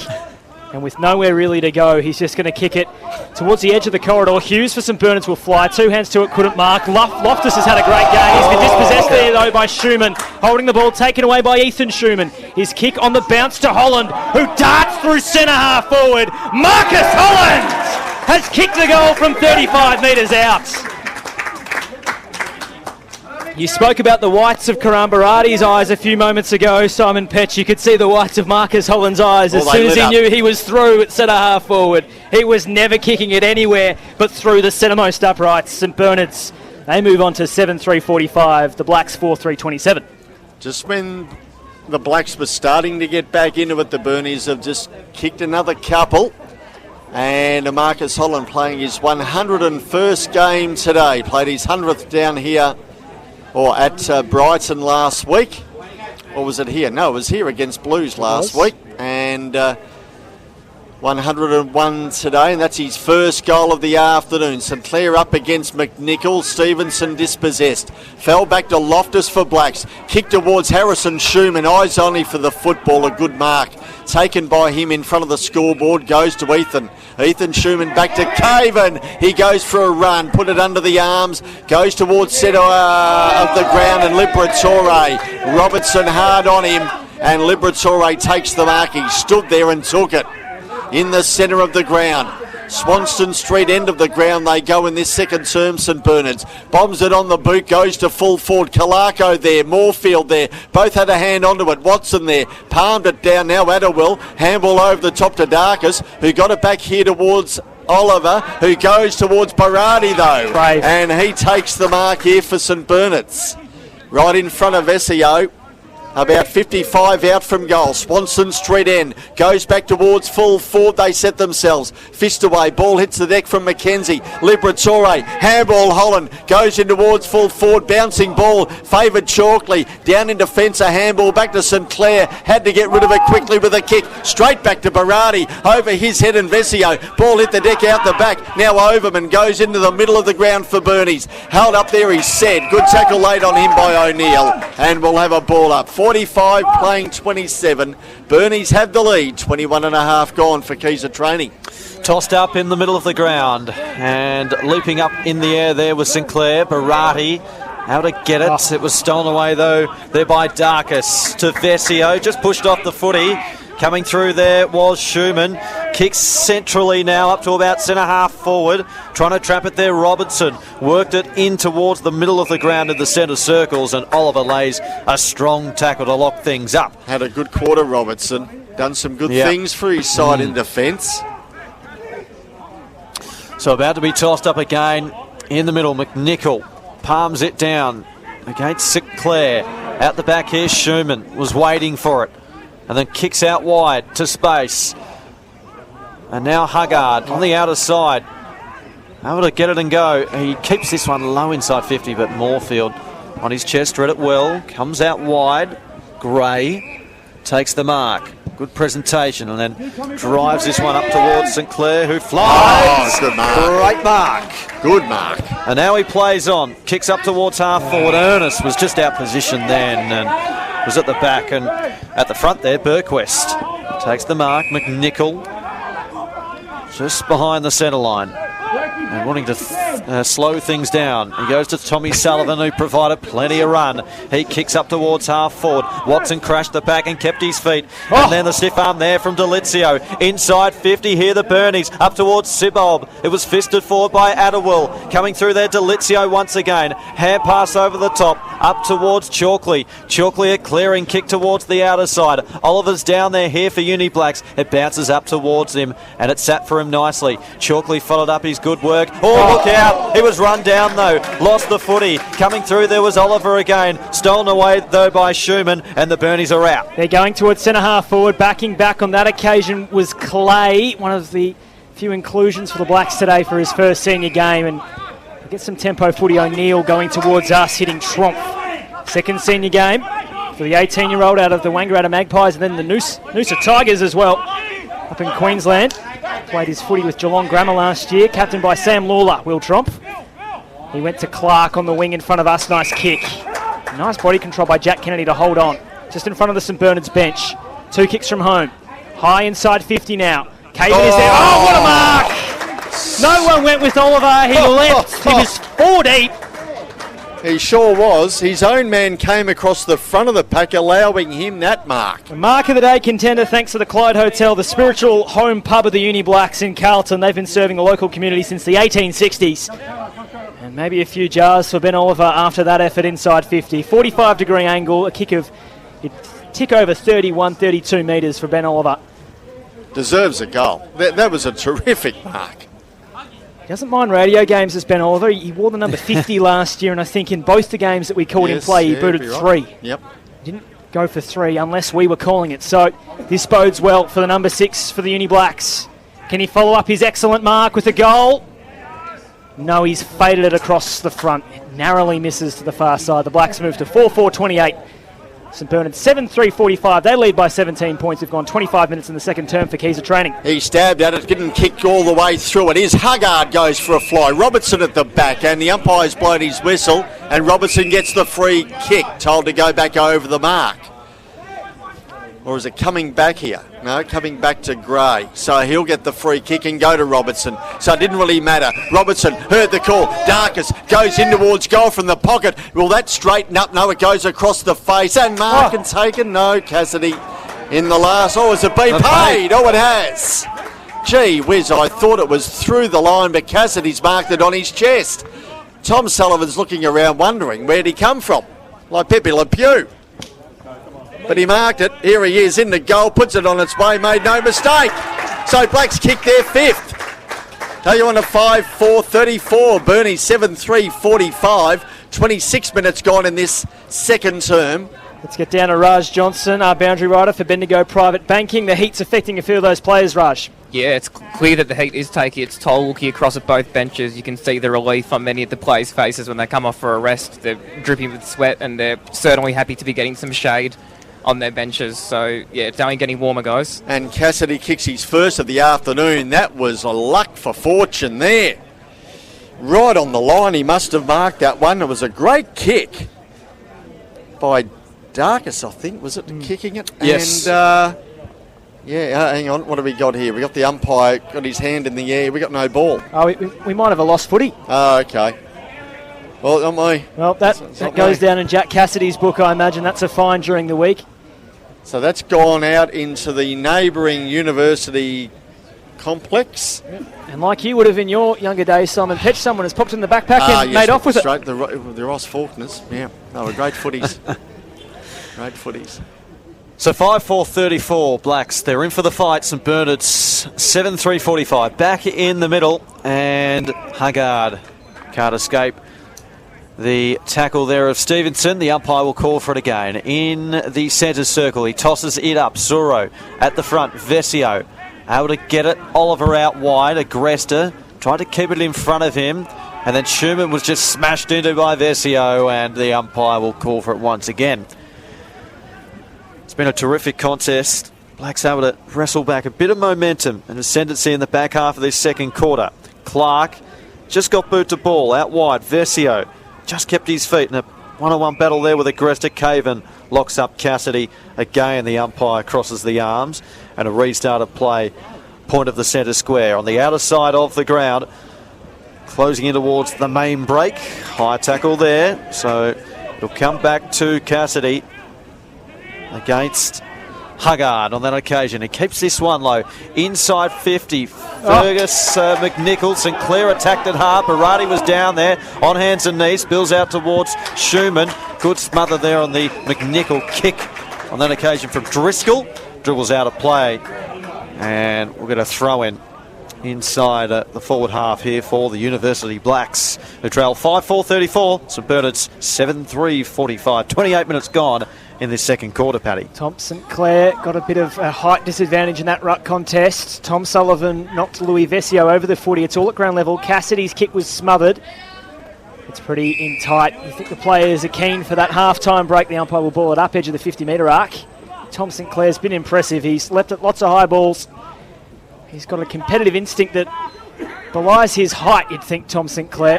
One to watch over the years to come. Here's Clark. He'll be wrapped up by Soro. We've gone nowhere. So 5 goals to Blacks in this game so far. That's how many goals they kicked last week, Paddy, in the whole game. Spot on, Simon Petch. You've done your homework. Here's Soro. He knocks it loose of that tackle. Got it to Sybil. Barati, and now they're out. If Huggard can just get this one loose. He did by a tap, but McKenzie cut it off. Goes to Clark by hand. He ducked through one tackle from Huggard. On the left, dangerous kick, though it might work out okay for Stevenson. He motors through the corridor. Just hit the kick on the instep a little bit. It found Grocott. He dropped it at the first time of asking. Forced to do the tackling. Wraps up his opponent. He'll be thrown up in front of the scoreboard. 48 metres out from the University Blacks goal. They trail just by 11 points, which Josh Heriot and Simon Petch, it was looking a bit dangerous there for the Blacks, but they've recovered nicely. Yes, they certainly haven't lied down and given it to St Bernard's. Here we go. Tromp into goal for them. Goes across the face. St Clair. He's taken the mark in the pocket. I'll tell you what, Will Tromp was filthy with the snap. He was punching his hand. His head was down. He didn't even pick it up to see that St Clair had marked it. Kicked his first goal in the Amateurs last week against Brighton in the first quarter. Tromp obviously likes having a shot, this time off the side, and here's St Clair for his second goal of the afternoon. He's had a very good quarter. Here he comes, check side, no, go out of bounds on the full, won't even score that. Not a very good shot at all there by St Clair. They desperately needed a goal towards the end of this second quarter, and he sprayed it out of bounds on the full. And Tom Sullivan to take the free kick for them down in the left back pocket at the Royal Parade end of the University Oval. Kicks it away from the scoreboard, outer side of the ground. Oh, Delizio just took the mark. He was the third in line, really, and took the mark on his chest. So Delizio's got it. Nearing the end of this second quarter and first half. Watson, now McKenzie out the back here. Darkus has got it, and siren goes. 30 minutes and 50 seconds, that quarter going to end the half, and St Bernard's go in 7-3-45, leading University Blacks on 5-4-34. On the other side of this break, the halftime show, all thanks to Bendigo Private Banking. We'll have a chat with the Uni Blacks GM and Secretary Zach Harris, who will join us in the commentary box. Halftime at the University Oval, it's St Bernard's by 11 points. VAFA action is back for 2025, and you can catch the award-winning VAFA William Buck Premier Men's SEN Match of the Day every Saturday afternoon. Listen to all the VAFA footy action live on the SEN website and SEN app today from 1:45 p.m.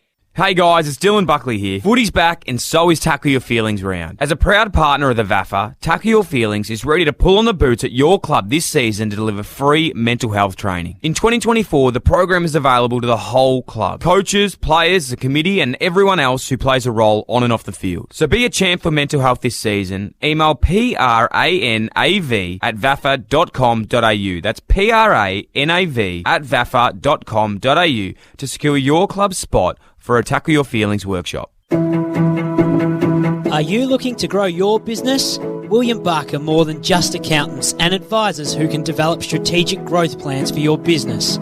With over 125 years' experience, William Buck has expertise in navigating through challenging times and has been working closely with the VAFA community, creating positive change for individuals, businesses and community organisations.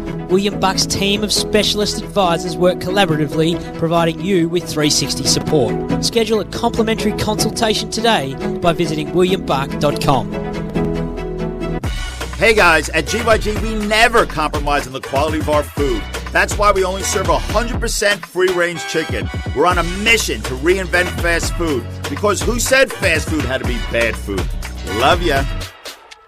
The Anytime Fitness VAFA Rising Star Award recognises the competition's most talented young players. Each week, the VAFA Rising Star Committee receives nominations for one male and one female player, aged 20 years or under, who played no more than 7 senior games before this season. Our overall season winners will be declared the Anytime Fitness VAFA Rising Stars for 2025. So, if your club has a young gun making their mark, nominate them now at media@vafa.com.au. VAFA action is back for 2025, and you can catch the award-winning VAFA William Buck Premier Men's SEN Match of the Day every Saturday afternoon. Listen to all the VAFA footy action live on the SEN website and SEN app today from 1:45 p.m. Half-time at the Uni Main, the University Blacks have made a bit of a comeback after things were looking a bit sketchy early in that second term. They trail 5-4-34, St Bernard 7-3-45. It's hot, it's sweaty. The ground's in great order. The football is fast.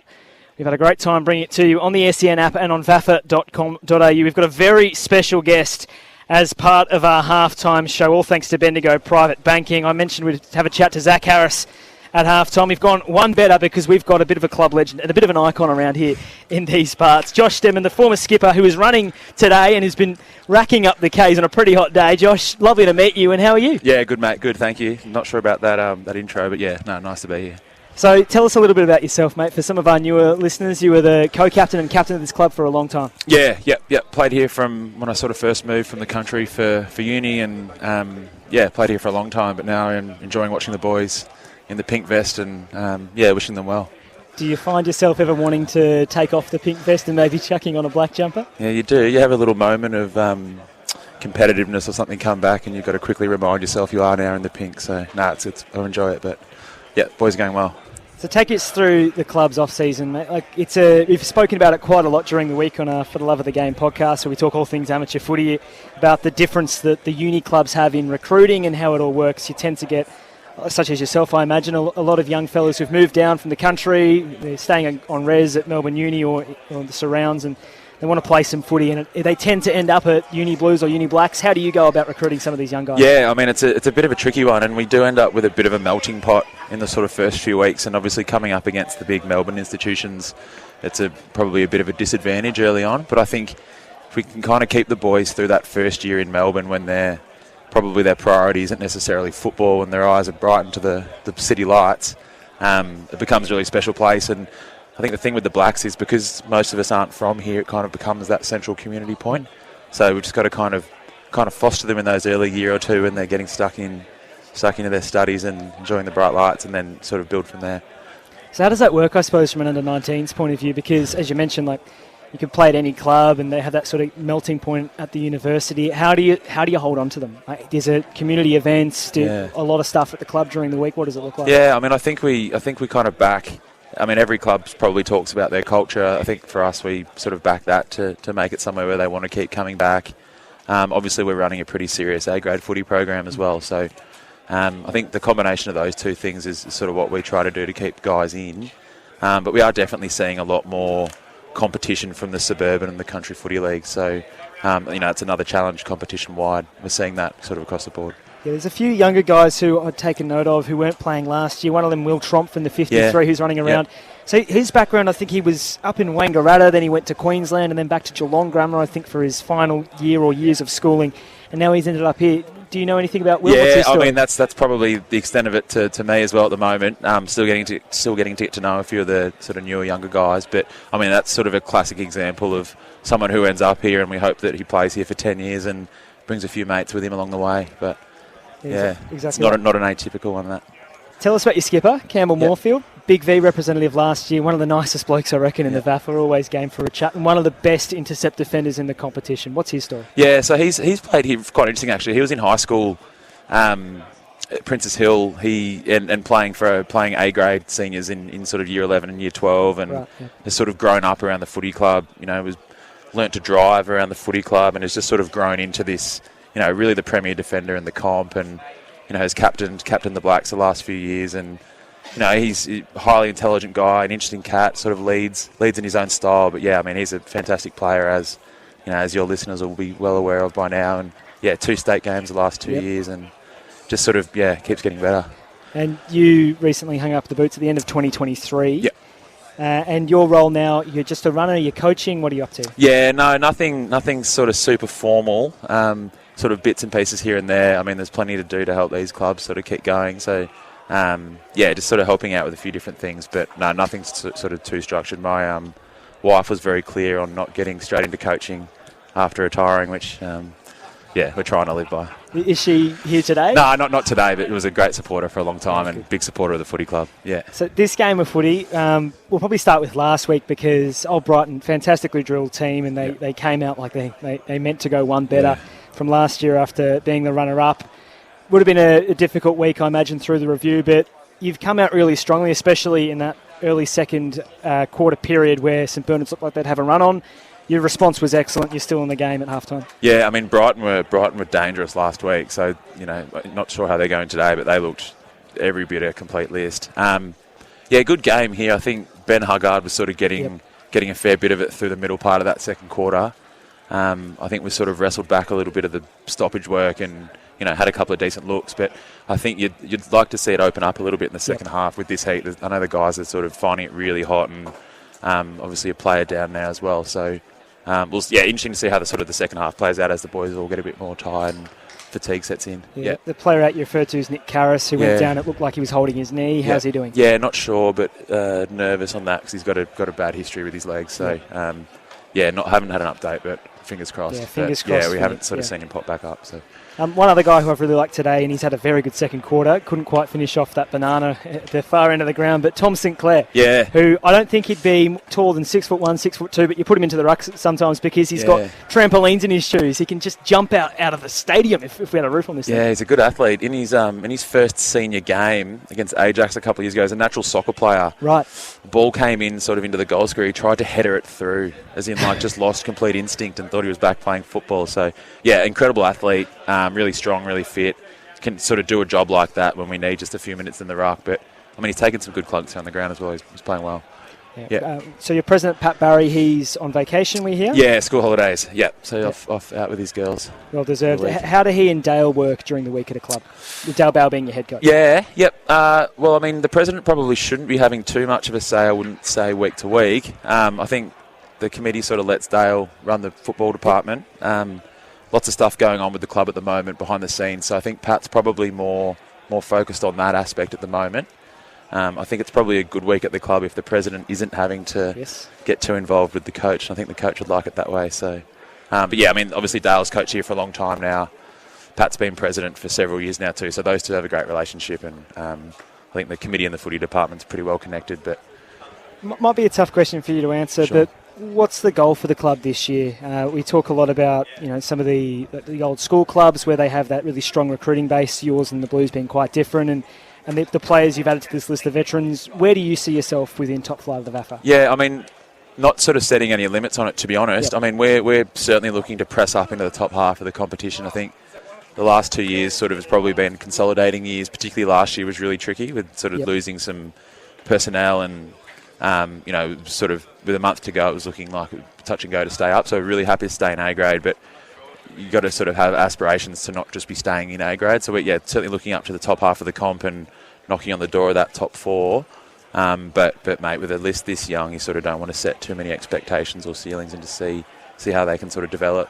Yeah, still got several guys sort of 10 games and under. So we've just sort of got to see how quickly they get to the speed of it all. We'll finish up by talking shop. You're 11 points down at the moment. What needs to change in this second half for you? Yeah, I think getting control of the midfield a bit better. Getting guys like James Clark, getting probably a little bit more cleaner ball. I think some of the stuff going forward's been okay, but it's probably just cleaning up a little bit of that forward entry stuff, which probably comes from the midfield. So that's what I'd be looking for the guys to do. But I mean, it's interesting to see where this ends up scoring because there will be fatigue on both sides, and even the Bernards guys just sort of look to be battling a little bit late in that quarter. So.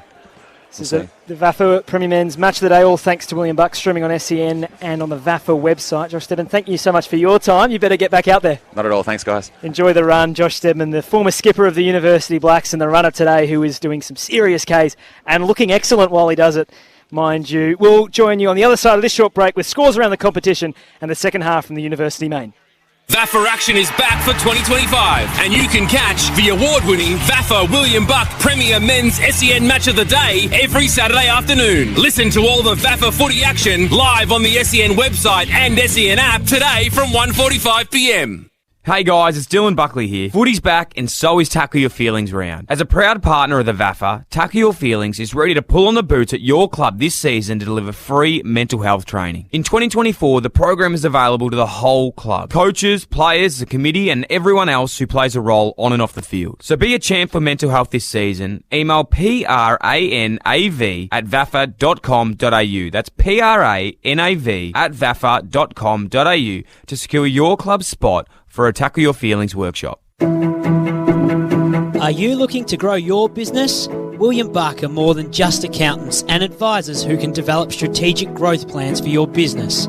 With over 125 years' experience, William Buck has expertise in navigating through challenging times and has been working closely with the VAFA community, creating positive change for individuals, businesses and community organisations.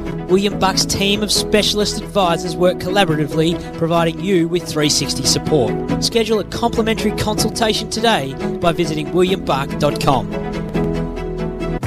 Hey guys, at GYG we never compromise on the quality of our food. That's why we only serve 100% free-range chicken. We're on a mission to reinvent fast food, because who said fast food had to be bad food?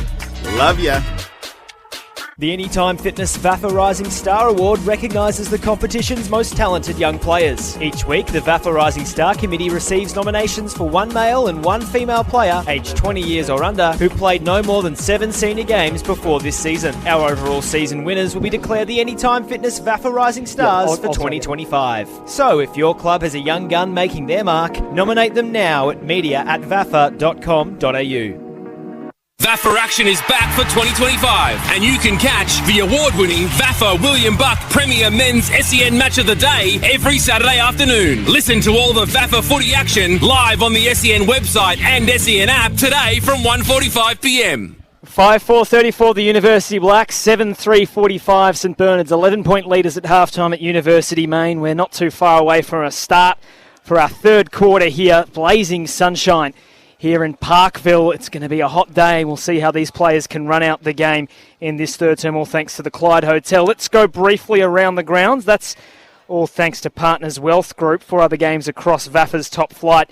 And similarly hot conditions. Half-time at Brighton Beach Oval. It's Old Brighton 10-4-64.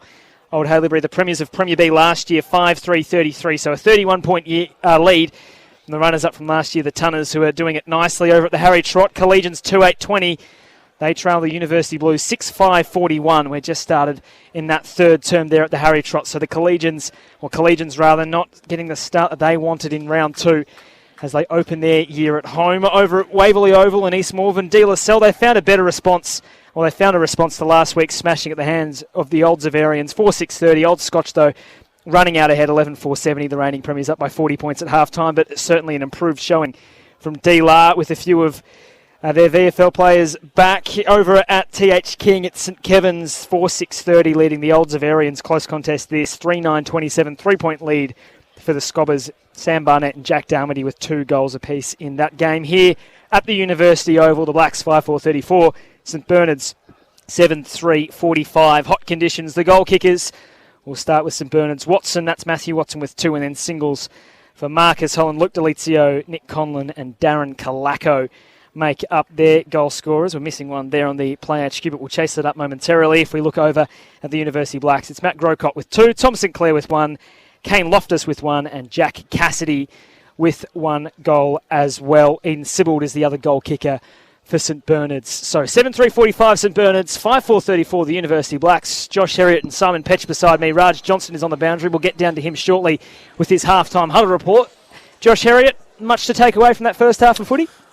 I've been impressed with the Blacks. I mean, they lost a bit of momentum early on in that second quarter, but a few late goals in the back end of the second quarter, and they're right back in this match. Bernard started well. They kicked 4 goals and then a goal against the run of play to Uni Blacks. And, well, they're only 11 points down at the moment at half-time, and I guess it's anyone's game, really. So I think it's been fairly evenly poised and expecting a big second half of football. It's been a great contest. It really has. Both sides wanting to use the corridor. They're trying to get that ball into that conveyor belt, and they'll be tiring quickly. They'll have to do it, though, the University Blacks, without Nick Karras, who is out of the game with a knee injury. It's a big out, because we've seen Sinclair going in and doing a bit of the rucking, and clearly outsized as well, and probably obstructs his roll down forward, which is where they would rather have him. Yeah, exactly right there, Josh. Both huddles breaking. Before we get into the third quarter with Simon Petch, let's get down to our boundary radar. Raj Johnston for Bendigo Private Banking with his huddle report. What have you got for us, Raj? Yeah, that's right, Paddy. I've had a chance to speak to both coaches. From a St Bernard's perspective, they acknowledge this game's hard fought. It's a bit of an arm wrestle. It could still go either way. So it's going to be a matter of who wants to stay in the fight the longest, who's got the patience to play out 4 quarters. As for the Uni Blacks, speaking to Dale Bauer, they do acknowledge that they need more territory from stoppages and contests, so their midfield does have to change a few things up this quarter. Great stuff, Raj. You've done very nicely on your SEN Match of the Day debut here at the University Oval. Simon Petch, you're back from a meat pie. How was it, and what do you expect from this second half? Yes, get on your buttons. The spread that University Blacks put on was absolutely magnificent, and it was nice to be part of it. Very nice indeed. Very handily done there. Got my way in there. From the life member on fire early. Intestinal fortitude is what's needed here now. That's all we're after, some intestinal fortitude. Which players have got that in this third quarter and the final? This for the Clyde Hotel, this third term. Game underway in the middle of the ground, and Sid got a handball over his head. Bouncing ball outside the centre square. Agresta rode off the football by Vesio. It was a great bump. And we'll have the umpire ball the ball up again just outside the centre square. Thrown in the air. Soro and Clay go at it. Down to Agresta. Held on to. No free kick. O'Neill dropped the football. Vesio has it. Handball Clay. Blacks go forward to the Swanston Street end of the ground towards St Clair. But he sees it over the line out of play. We'll have a ball in. 7-3-45 St Bernard's. 5-4-34 the Blacks. For the Clyde Hotel into this third term. Down at the Swanston Street end of the ground. That's the end in which Blacks kick in this third term. Bathed in sunshine, ball thrown back in. Rucks go at it. Clay got it out the back. Stevenson there, rode a bump, bent down, picked it up. Handball straight to Tom Sullivan, held up there by Gray. And the umpire says, give it to me, I'll ball this one up. 45 out from Black's goal at the Swanston Street end. Whistle on play, so it's going the way here of Clay.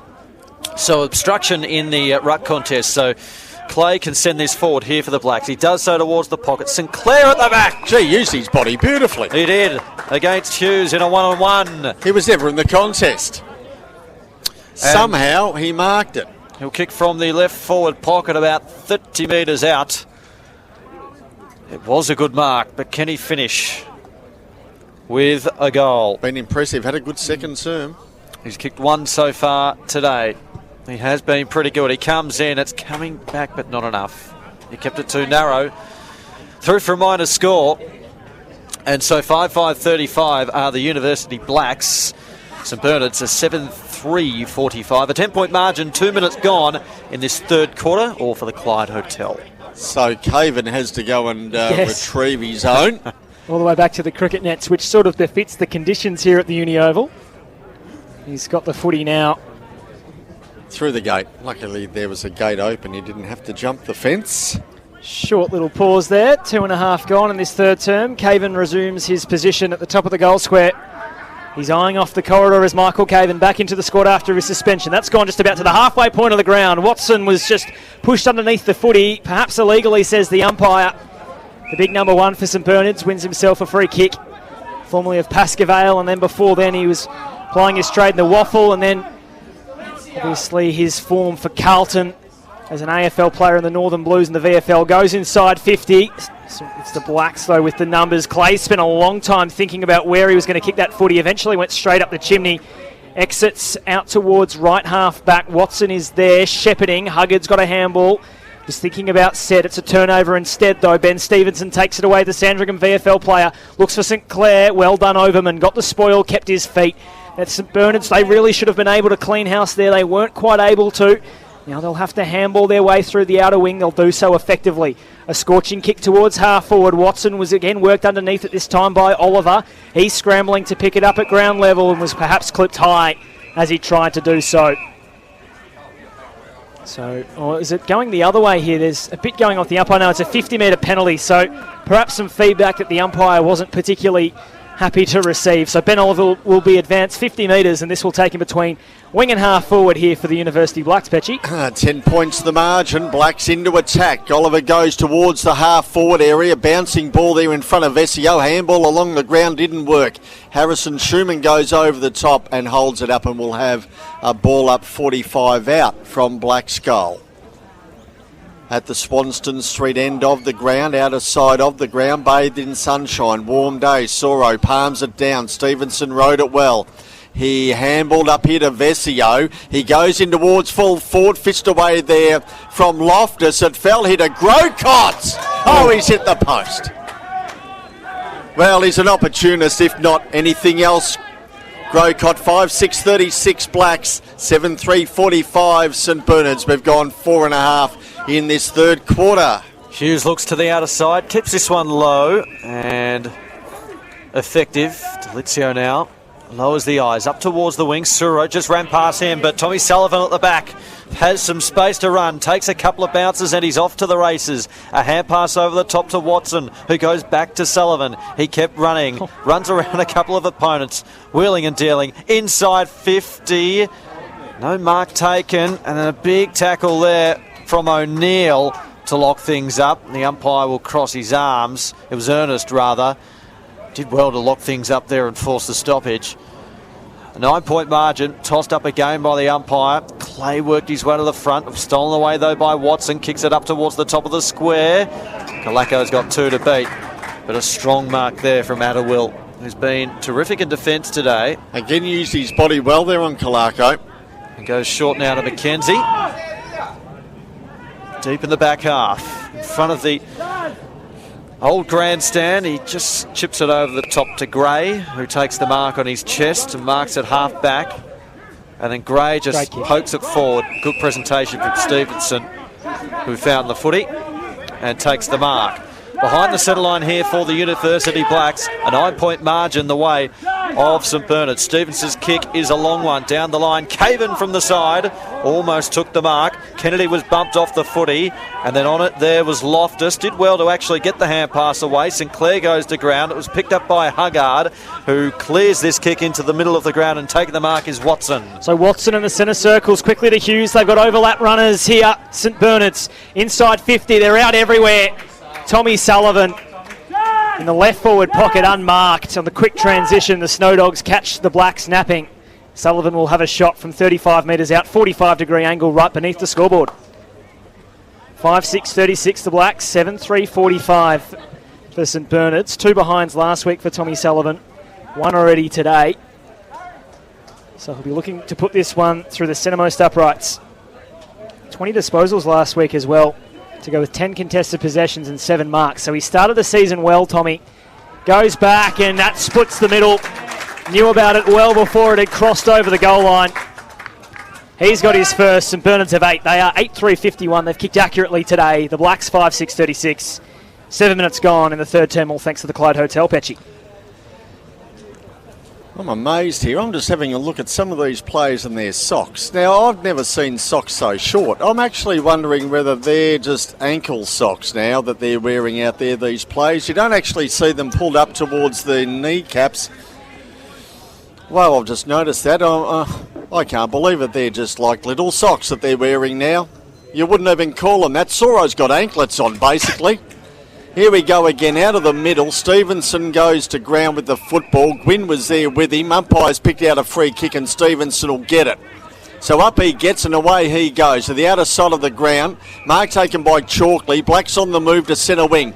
Out towards Driscoll. Driscoll goes in short here to Clark.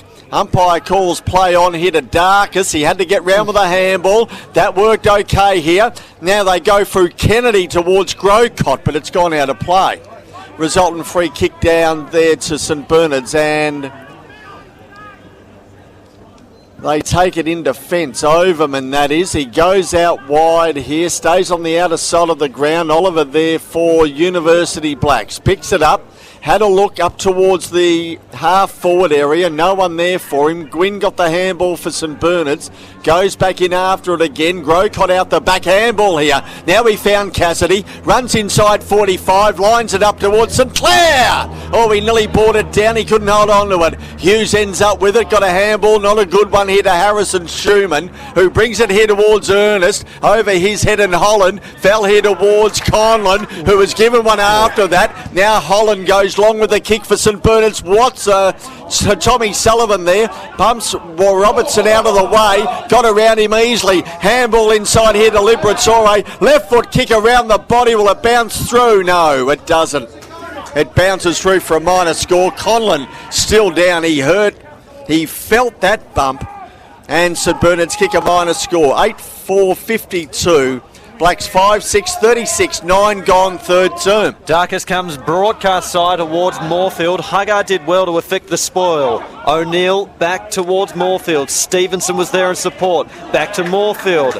But they've got the numbers. Clay now. More down here. As Conlon comes from the ground.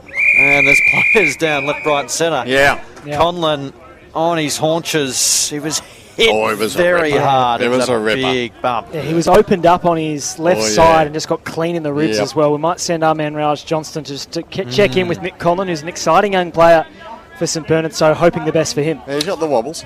Toss back in. Suro at the back to Lizio. Huggard just tumbles the kick forward, dumps it down towards centre half forward. Tommy Sullivan, he worked his opponent inside out. He runs here to goal and he puts it through. And the Burnies kick their 9th. He's got his 2nd. Superb goal. He's been super today, Tommy Sullivan. You'd think there would be 2 of him out there. In fact, there are 2 Tom Sullivans out there, but Tommy's been superb in the number 8. Different sizes. Across half forward. He's just added a bit of spark across that half forward line. 2 in quick succession, and that establishes a really handy 22-point buffer for St Bernard's, the largest lead of today's game. It's just sort of gone within that 3 to 4 goal mark at its absolute best, but now St Bernard's with the opportunity to really establish a lead here at the University Oval. Back to the middle we go. Soro to do the ruck work, reaches over the top. Loftus by hand. They'll get it out of here. University Blacks, a tumbling kick from the centre circles inside 50. Clark got rid of his opponent.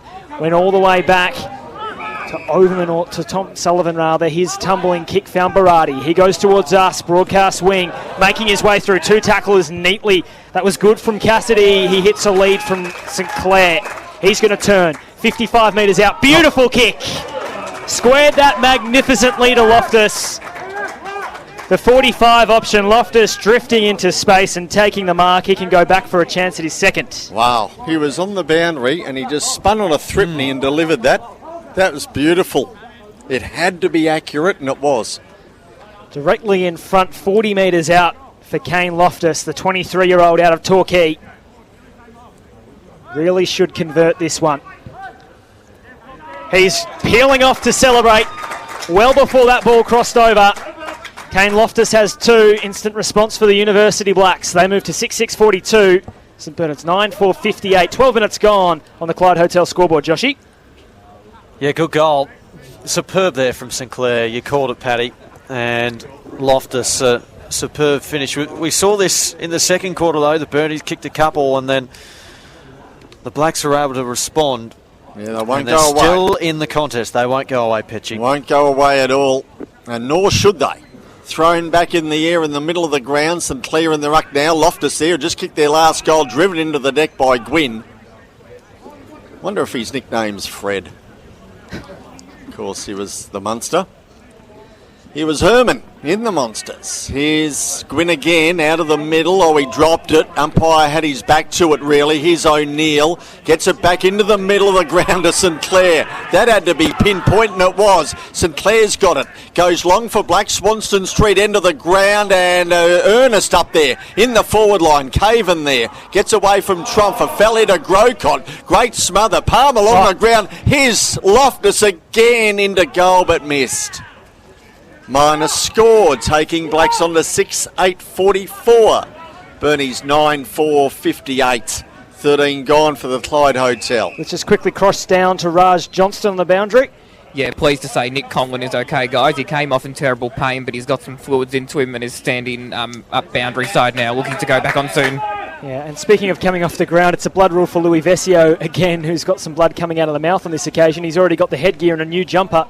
So he's been in the wars today, Louis Vesio, who looks a little bit worse for wear, actually, as he comes off the ground. That might be another one for you to chase up. Thank you, Raj, for Author Sport Victoria.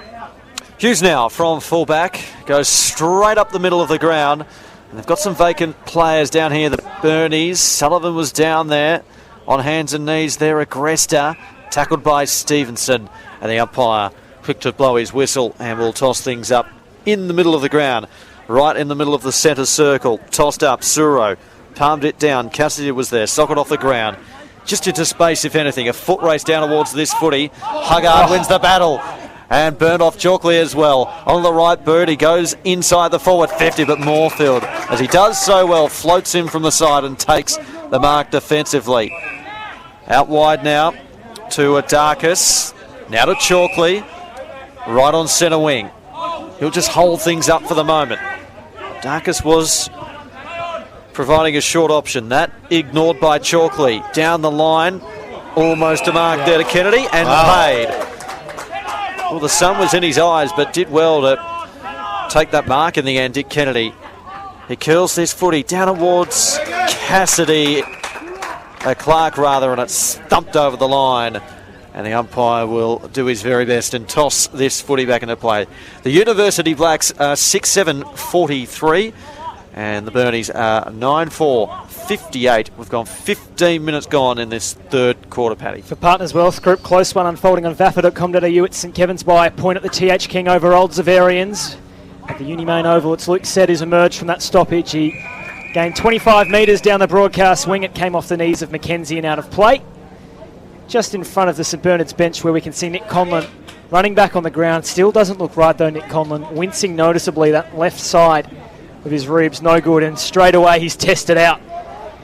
Henry Robertson just welcoming him back to the field with a bump right to those sore ribs. That's a bit of a treatment that won't be well appreciated, you'd think, by his teammates. There's another University Black down here as we get a stoppage. It's Cassidy who's slow to his feet. Petchy, I'm not even going to ask. Thrown in the air, St Clair and Soro. St Clair went for a ride on the back of Soro, who just took the ball out of the ruck, got it to Liberatore to set. Now to the arc of 50, numbers with the Blacks. Moorfield will come across the front. Kalako is there. Big tackle laid by Kalako. Got to Watson. On the left at 50. He's just going to roll this through. Onto the left. That Carlton supporters once yelled woof at about 12 years ago. Matt Watson has 3. That one from 50 metres out. It was a bit of a mongrel punt, to tell you the truth, but it did the business. St Bernard's 10-4-64. University Blacks 6-7-43. 16 and a half gone on the Clyde Hotel scoreboard. Yes, just stood there and put it onto his left boot. Not a problem at all in the world there for Matty Watson. He knew where the goals were from where he was positioned on the ground. And that opens it up again. 43-64. St Bernard's have the lead. 17 minutes gone in this third term for the Clyde Hotel. McNichol in the ruck for St Bernard. Stevenson nearly won it. Kick away by Holland. Outside the centre square, racing it down Darkus. Well done by him. Handball over the top, looking there for Loftus. He was there, but then Sed got in his way. And they palm the ball over the line out of play and will have a ball in. Around the grounds, Partners Wealth Group, Old Brighton leading by 49 points over the old Haley-Burians. Butchered that one. The University Blues by 14 points over Collegians at the Harry Trott. Old Scotch, they've got a 53-point lead over De La Salle, and as I said a few moments ago, St Kevin's by a point over the Old Zavarians at the TH King. Petchy. Thrown back in, out of sight of the ground, and Loftus again gets a possession. Kick up towards Caven and Ernest and Grocott.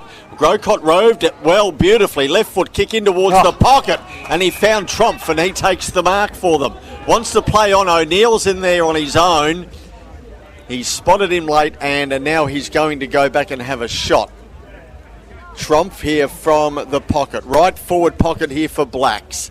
They've kicked 6. Looking at goal number 7. And Trumpf has kicked...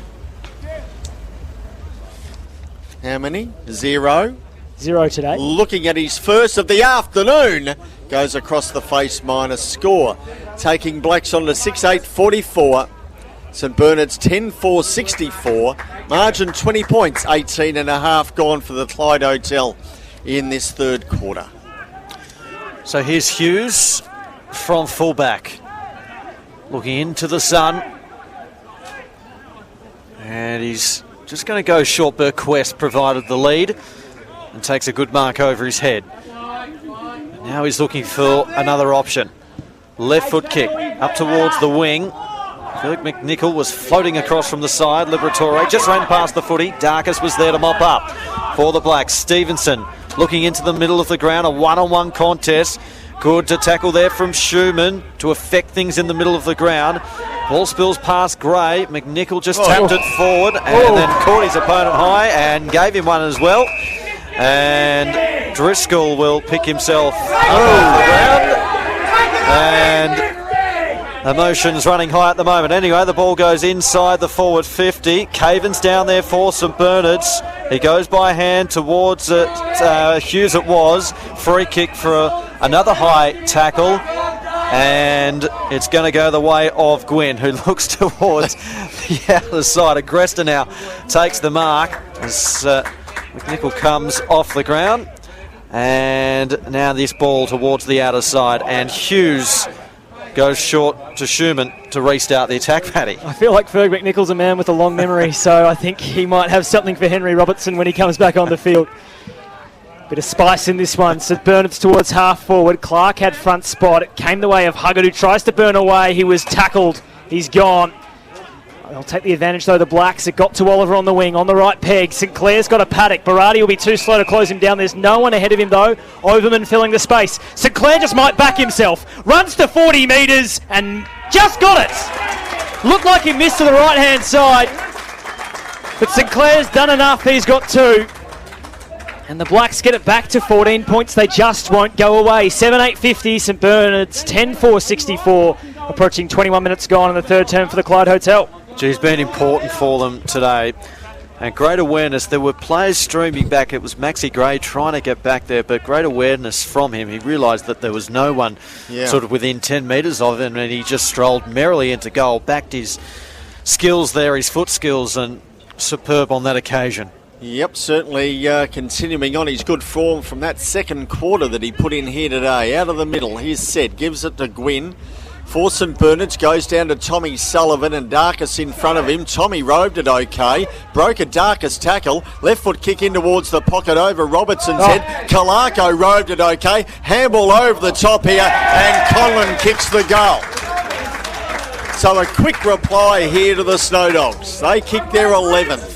They go into 11-4-70.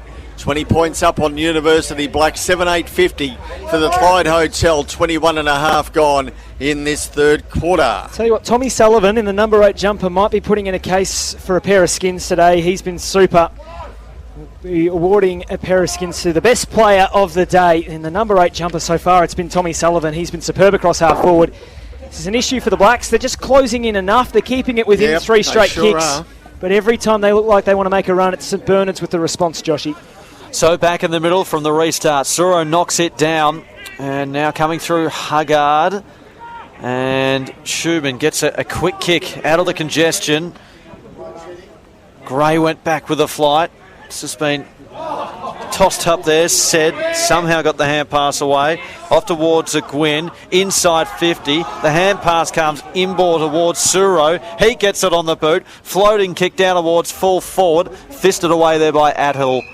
And Atwill, and the umpire will toss this in. Left forward pocket. 7-8-50. Playing 11-4-70. 22 and a half minutes gone. Third quarter. Here at the Uni Oval. Tossed in by the umpire. Up in the ruck there was Watson. Wanted to get boot to ball. Clark was able to smother that footy. Delizio in a goal and missing towards the near side through for minor score. So 11-5-71 St Bernard's, and they lead the University Blacks 7-8-50, a 21-point margin, Paddy. Bit of a story developing in B grade, gentlemen. Old Ivanhoe getting done by Old Carey. So the Premier C premiers have come up to Premier B and are making a bit of a statement to start the year. St Bernard's by 21 points. Gray will take this mark, left half back. Just a little bit of a lull in this game. Gray gets past Berardi, hits the short option in Billy Clay on debut, and senior debut for the Blacks. The 27-year-old out of Adderale and Trinity Aquinas in WA. The options dry up though for Billy, so he's just going to have to punt this down the wing to a 2-on-1. Numbers favouring St Bernard's. He'll get out the back of this contest. Huggard with the footy. Goes to Burquest. Had Huggard back if he wanted him. Decided against it. Went to Watson. Short 45 kick. Cassidy cuts down the angle. Watson goes on that left. Middle of the ground for Conlon on a long lead in front of Moorfield. Couldn't hold on. Won't matter. Hughes has got it. Liberatore by hand. One more and they're through, you'd think. Agresta now with the footy on the right. Puts it inside 50 to Tommy Sullivan, who's looking for 3 in the quarter. 45-degree angle. He'll kick from about 50. And this would establish the highest margin of the game at 27 points if he does put it through, gentlemen. Tick over 24 minutes gone. Tommy Sullivan, who was pretty handy last week with 20 disposals and 2 behinds, has a chance for 3 in the third term. We're right behind him here in the commentary box. Methodical approach. Tommy Sullivan starts it right. It keeps right. It even goes out a little bit further. He leaves it wide for a behind. 11-6-72 St Bernard's, the University Black. 7-8-50, approaching 25 minutes gone in the third term. Yeah, nice kick off the boot. The accuracy just let him down here. Darkus kicks the ball back in. Wastes no time here for Blacks. Goes towards centre wing. Chalkley there. Oh, Driscoll, well done to him. Oh, he's held on to, though, Chalkley as well. And the umpire spotted that one against Harrison Schumann and gets the free kick. Heard the call from Driscoll. Gave the handball. Driscoll a kick over Overman's head. And out the back is McNichol. And he takes the mark deep in defence. On the outer side of the ground, Swanston Street end of the ground for St Bernard's. Goes back virtually whence it came. Darkus there, didn't contest in the end really. Haggard weighted down, handball out the side. Now Liberatore there, tries to do same. Ball still on the deck. Now there's a tackle laid. And the umpire says, give it to me, I'll ball this one up. Sibold giving that one back to the umpire. Centre wing, outer side of the ground, thrown in the air again. St Clair and Soro. Well, how do it down here towards Oliver. who puts it on his boot, a high up and under kick, fist away Overman, roved it well, Grocott, who got it then to Kennedy, who kicks towards the pocket here for Blacks, opens the door here for Clay. Oh, he couldn't trap it. And it's hit the post, and only a minor score there to Blacks, taking them on to 7-9-51.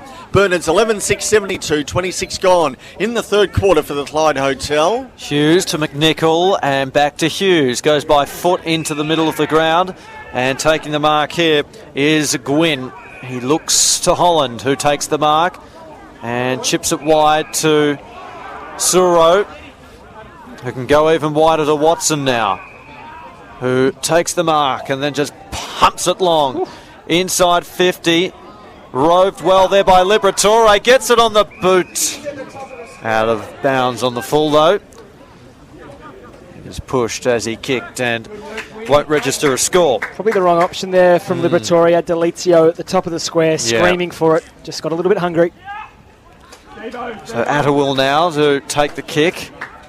In the back pocket here for the University Blacks. 27 minutes gone in the third quarter of footy. He chips this one over the top, and Chalkley takes the mark. He's been busy in this third quarter. Goes to the run of Oliver, who kept running and then kicks it up towards the wing. At the back there was Overman. Feeds the hand pass, or just missed his target there in Sullivan. And as a result, the ball spills over and out, and the umpire will toss it in. 7-9-51, University Blacks. St Bernard's lead, though, 11-6-72, 27 and a half minutes gone, third quarter, Paddy. Tell you what, Joshy and Petchy, these are two teams that are absolutely fanging for the three-quarter time break. They look pretty spent out there. Soro to Holland, got it to Huggard, who just had his kick interrupted by a trailing arm. It didn't affect the accuracy, though. Liberatore marks. Probably at the edge of his distance here. From 52 metres, goes to the Calaco in the Calaco direction. McKenzie did well to position his body. Goes over the top of both of them and out of play in the right forward pocket for St Bernard's. So approaching 28 minutes gone. You'd think this quarter wouldn't run too much longer beyond the 29-30 minute mark. 21-point lead for St Bernard's.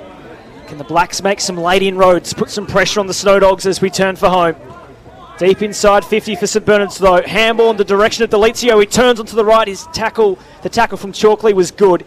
It interrupted him on the way through, and Delizio is sore behind the footy. Calaco to Agresta. Back in the Calaco direction beneath the scoreboard. Left forward pocket now for St Bernard's. Over the top of that ball is Schumann. That's Harrison. And the umpire will call a stoppage. 16 shots to 17 today. St Bernard's 11-6-72. Blacks 7-9-51. 28 and a half gone third quarter for the Clyde Hotel down here at the Uni Oval.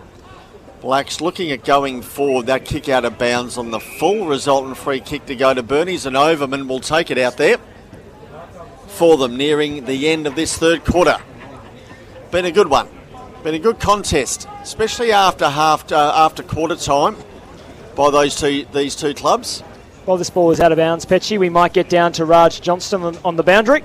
Yeah, Paddy Vesio for the Uni Blacks hasn't had much luck with the blood rule today, has he? He's just he was been off the ground for a while, but he's gone back down the race into the rooms, taken his jumper off, and he'll have a fair bit of washing up to do tonight, cycling through two jumpers. Hopefully we see him back on the field. Thank you, Raj. And Overman now has the ball back in hand, and at centre wing he goes along with the kick in towards half forward, or Sinclair up at the back there, flying and busting the pack was Delizio. Friendly fire in the end. Darkus a handball out into Stevenson for Blacks, who goes over the top into Driscoll. He can keep running and kick. He does that. It was smothered off the boot in the end. A drop short, and McNichol there. Handball back to Burquest for St Bernard's, who goes back towards Caven, and he marks at the Swanston Street end of the ground. Just outside defensive 45. Goes towards centre wing and Driscoll again, but there is Overman again. And he takes the mark for them and plays on straight away to Agresta. Doesn't muck around. He goes back virtually whence it came into Caven. So they've gone backwards again to go forward. Caven goes back virtually whence it came here to McNichol. He takes the mark on his chest. So centre wing out of sight of the ground. McNichol goes to half forward. They lead in that direction. Close to the boundary line. It's over. And we'll have a ball in. 30 and a half gone in this third quarter for the Clyde Hotel. St Bernard's 11-6-72. Blake 7-9-51. And we await the ball to be thrown back in. People out there in deck chairs, thrown back in. St Clair got it down. Holland there, smothered off the boot. Oliver a handball. Along the ground to Darkus, got a handball back to Clark. He runs out of ground and will have a ball in just underneath the scoreboard. We will, as we tick over the 31-minute mark of the third quarter. 51 playing 72. It's been an absorbing contest so far. Tossed in by the umpire, Suro and also St Clair. Suro at the front. Free kick will go the way of the big man for St Bernard's. He's just held onto by St Clair, and Suro will take his kick from about 40 to 45 metres out. This might be the last kick of the quarter, I reckon, Joshy. Just see Kalako coming off as well with the trainer. So keep an eye on him as well. Suro now, in the meantime, will kick from around about 45 metres out. He runs around, he plays on, and is that going to be paid a goal? No score. By the looks of yes, he played on the field umpires right as the siren went. In fact, they're going to convene here, the umpires. So initially one umpire said no score, and they are convening now, and no score. So that will stand. And so the three-quarter time score officially 7-9-51, the University Blacks to St Bernard's 11-6-72. Who was on the hooter then? Because as soon as they saw that player go off their mark, I think maybe the Blacks man was on the hooter. Three-quarter time, before you get us in trouble, Simon Petch. The three-quarter time Hunter report here. On the other side of this. You're going to get us kicked off in a second. Lovely to have your company so far. Stick around for the final term here for the SEN Match of the Day. VAFA action is back for 2025, and you can catch the award-winning VAFA William Buck Premier Men's SEN Match of the Day every Saturday afternoon. Listen to all the VAFA footy action live on the SEN website and SEN app today from 1:45 p.m. Hey guys, it's Dylan Buckley here. Footy's back and so is Tackle Your Feelings round. As a proud partner of the VAFA, Tackle Your Feelings is ready to pull on the boots at your club this season to deliver free mental health training. In 2024, the program is available to the whole club. Coaches, players, the committee and everyone else who plays a role on and off the field. So be a champ for mental health this season. Email pranav@vafa.com.au. That's pranav@vafa.com.au to secure your club's spot for a Tackle Your Feelings workshop. Are you looking to grow your business? William Buck are more than just accountants and advisors who can develop strategic growth plans for your business. With over 125 years' experience, William Buck has expertise in navigating through challenging times and has been working closely with the VAFA community, creating positive change for individuals, businesses and community organisations. William Buck's team of specialist advisors work collaboratively, providing you with 360 support. Schedule a complimentary consultation today by visiting williambuck.com. Hey guys, at GYG we never compromise on the quality of our food. That's why we only serve 100% free-range chicken. We're on a mission to reinvent fast food, because who said fast food had to be bad food? Love ya. The Anytime Fitness VAFA Rising Star Award recognises the competition's most talented young players. Each week, the VAFA Rising Star Committee receives nominations for one male and one female player, aged 20 years or under, who played no more than 7 senior games before this season. Our overall season winners will be declared the Anytime Fitness VAFA Rising Stars for 2025. So, if your club has a young gun making their mark, nominate them now at media@vafa.com.au. VAFA action is back for 2025, and you can catch the award-winning VAFA William Buck Premier Men's SEN Match of the Day every Saturday afternoon. Listen to all the VAFA footy action live on the SEN website and SEN app today from 1:45 p.m. Three-quarter time at the University Main Oval. It's the Blacks 7-9-51 trailing St Bernard's 11-6-72. 21-point leaders St Bernard's in a game where they've threatened to really establish a 5-6 goal lead, but at every opportunity the Blacks have pulled them back just a touch. But they remain just at teasing distance, you'd think, the Burnies, but plenty left in the Blacks, you'd think, to try and mount a final quarter comeback. Before we get to Josh Heriot, Simon Petch and Raj Johnston around the grounds, that's all thanks to Partners Wealth Group. Old Brighton 15-8-98 leading Old Haileybury 9-5-59 at the Brighton Beach Oval. So that one, 39-point lead to the Tunners going their way. A comeback at the Harry Trot. Goodness gracious. The Blues, 10-8-68, leading Collegians 9-12-66, who were down by 5 goals across this game, but they've really stormed back into contention. The Lions, that'll make Josh Heriot happy. De La Salle, 7-8-50. They trail Old Scotch, 16-6, 102. And our final game is at the TH King, where at St Kevin's 5-8-38 lead Old Zavarians 3-12-30 in a low-scoring contest over there in Kew. Josh Heriot, Simon Petch, interesting game of footy this one. Do you feel like the Blacks have just done, the St Bernards rather, have just done enough to hold off the Blacks here? Well, interesting part of that last play in that third quarter. That was very interesting that play just scooted off the mark and the timekeepers were all over it. That they were. So it was 72 playing 51. I'd say that the Blacks aren't going to lie down. They probably won't win because they just haven't really had their noses in front since quarter time. But what they will do is they will travel. They will trouble some players. We'll get down shortly to Raj Johnston, who'll have the huddle report. He's in the University Blacks huddle for this three-quarter time report, and then he'll have a chat to Dale off the back of it. Here he is. Boys, if we're going to win the game, we've got to be really bold and brave, all right? And I've seen plenty of games just this round with you blokes going to this end where we've been able to play. Our game's about front half turnover. Right, we've got to try and get that front half turnover. To get that, we need to get territory. Yep. Right, we need to get territory, so we need to win contests, get the ball going our way. We need to get really good pressure on. So we just need our best quarter of Blacks footy, which we are capable of. But we need to be bold.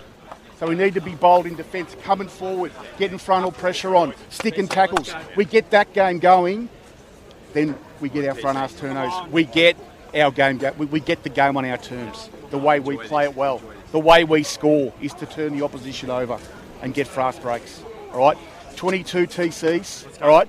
How good will it feel? Come on, let's go. We can win. Come on. Good stuff from Dale Bauer, trying to inspire the troops. Let's look for that turnover game in this final term. That's what he'll be focusing on. Thanks to Dale, the Blacks, and Raj Johnston for getting us that access. Fantastic stuff out of the three-quarter time break. Let's get down to Raj Johnston now, who is the coach of the University Blacks. Yeah, that's right. And with Dale Bauer, Dale promises to be an exciting last quarter. What was the message to the boys at three-quarter time?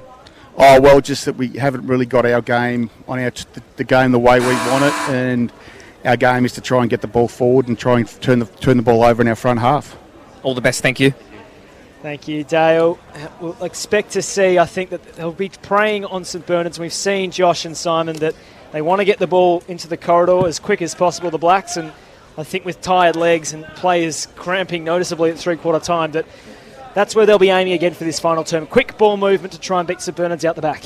Well, quick movement out of the middle is the key here. And we've seen both sides during the afternoon be absolutely terrific with their movement out of the middle, breaking clear and kicking scores. It's not beyond them, but what will be beyond these plays is their intestinal fortitude. Who's got the guts? Who's got the courage? Who wants to continue running and win this game for their side? This is why they train during summer. For this, it's a warm day. They train for this during summer to make sure that their fitness levels are at a peak on days like today where it is warm outside and the sun is beating down. So who's got the guts to win the game? That's what you want to know. That's what I'd be asking my players. Who's going to look at me in the eye and give me 30 minutes? We're going to have to do it with two down on the bench because Nick Karras out of the game with a knee injury in the first quarter. And just noticed walking past us, Louis Vesio, who's got a pretty fat lip, and he's actually changed out of his kit, so we're hoping that he's okay. Maybe a visit to the GP to get that lip stitched up after a pretty tough contest. Two blood rules for Louis Vesio in this game. So he's been in the wars. Good to see him sitting down, and he's pretty happy to chat as well after a tough day for the Blacks midfielder, who had to change jumpers after the initial one. He was running around the 83 for two quarters before his next whack. The fourth quarter ahead of us. It's a 21-point advantage for St Bernards for the Blacks to try and make back. It's all for Bendigo Private Banking. Simon Petch on the call here at University Main. Thanks, Paddy. And we're just again waiting the umpire to make sure that all is in readiness here. Siren goes, ball in the air and we're away, and up they go in this final term for the Bendigo Private Banking. And straight out of the middle set, a handball here to Agresta, who's held up in there. And once again, the umpire says, give it to me, I'll ball this one in the air. 72 playing 51. St Bernard's had the lead. They've led most of the afternoon. Quarter time, Blacks led by a goal, but since then it's been St Bernard. Stevenson, look away handball to Darkus, who goes forward here towards O'Neill, and he marks here for Blacks. They're kicking to the Royal Parade end, the scoreboard end in this final term. He goes in towards the pocket contest there. Driscoll has been awarded the mark, 45 out from goal. Goes into St Clair in the pocket. He couldn't mark it, fell to Cave, and umpires picked out a free kick, and Overman will be awarded a free kick here for St Bernard's deep in the right back pocket. First minute of this final quarter, and blood rule here against Overman. Okay, so the umpire spotted that. He's coming off, and Caven will take the free kick. Straight on, Fergus, blood. So Caven has it deep in the right back pocket in front of the, I guess, newly about to be renovated boutique grandstand. It would be an absolute belter in there, and I think the digging up process, they may have found some skeletons under the ground, under the floorboards there, and that kick goes towards the boundary line and we'll have a ball in. Beautiful looking grandstand, that one, years old, and another blood rule here against St Clair. Gee, they're being big on this today. Vesio, St Clair, and also Overman. Yeah, I found out from our man on the buttons today that Vesio, he had some issues with the blood rule last week, and his split in the back of his head today was almost in the exact same spot as it was last week, and now he's off to hospital to get his lip glued back together. So our best to Louis Vesio, who's been in the wars to start 2025, Joshy. Toss back in, Suro won it down to Lizio through traffic. Good hand pass, Agresta to the run of Sibold. Making a good contest of things was Atterwill, and seeing it over Agresta again. And, oh, gee. Yeah, Atterwill's not in a good way here. No. He's been one of their better players on the ground as well. And this doesn't look too good at all. He's in a fair bit of discomfort right in front of the interchange gates as the trainer comes out to him. And he's still down on his back. Yeah, he landed awkwardly when he was up in the contest, and now he's trying to get to his feet. Very slowly, though, in a bit of pain, and will have to be helped off. Yeah, Thankfully, he's only a couple of metres away from the boundary line and the interchange gates. Our man Raj on the boundary has been busy today with injuries. That's another one to add to the list. Yeah, we'll get to Raj soon to see what's happening. The umpire's given the all clear to toss this one back into play. Here's Clay trying to get out of trouble. Unsuccessful. And it comes back to Delizio, who stood up strong in the tackle, and 50 against O'Neill, who got a bit lippy towards the umpire. And Delizio will have a shot on goal here from about, we'll see where the umpire stops, about 35 metres out slight angle. Well, undisciplined there. Yeah, it's a tough few minutes for the Blacks. We've had blood rules galore, and then that injury suffered by Atterwill, who looks like he's still limping his way to the bench, very slow. So that looks like his day done now. They might concede one here, Joshy. Delizio has one. He's looking for two. Straight through the middle, and that one hurts. He has a couple of goals to his name today, does Luke Delizio. And St Bernard's now out to 12-6-78. Playing University Blacks 7-9-51, 4 minutes gone in this final quarter of footy, all for Bendigo Private Banking. Gee, I guess they'll be thankful for a break next week, some of these players here, and I guess around the competition after today. You're spot on. That's the largest lead of the game so far, established now by St Bernard's. And the Blacks have got to do it with a couple down on the bench, potentially three, with Vesio and Karras already out of the game, and Atterwill, you'd think, surely to join them. Back to the middle, Huggard to Said to Soro. Has Huggard riding shotgun. They'll go out to the wing. Schumann now with it. That's Harrison Schumann. Goes long inside 50. Kalako, was he held onto? The umpire said play on. He thought about paying it. May not matter. Sullivan on the left. He hits the stick. St Bernard's to 12-8 now. Or 12-7. That's a very quick scoreboard. 79. The Blacks 7-9-51. We're approaching 5 minutes gone, and they're bailing out now the Blacks. They're in a bit of trouble. Josh Heriot and Simon Petches. This ball will go short into the back pocket. In fact, it's out of bounds on the full.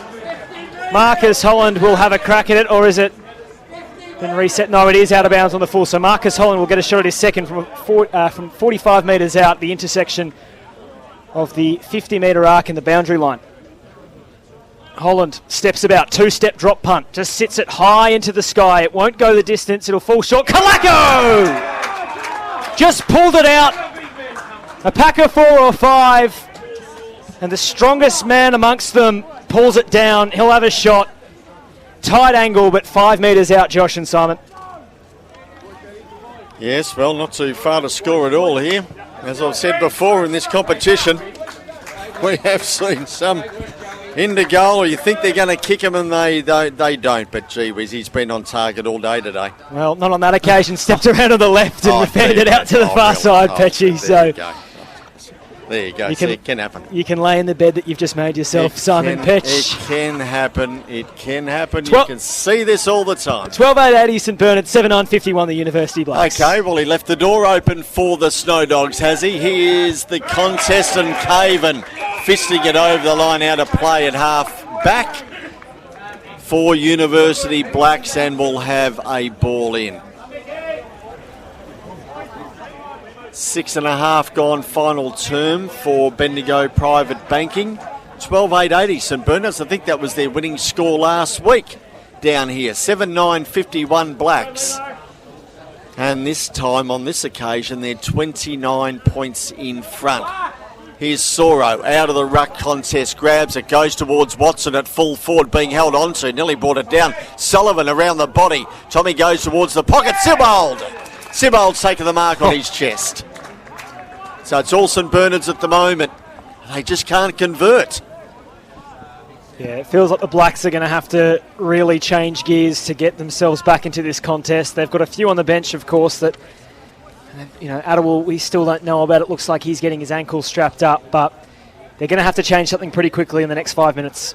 Tommy Sullivan limping off the ground here as well, and here's Eddie Sibbald. He's kicked one for the afternoon. Swanson straight in, directly in front, shouldn't miss and doesn't.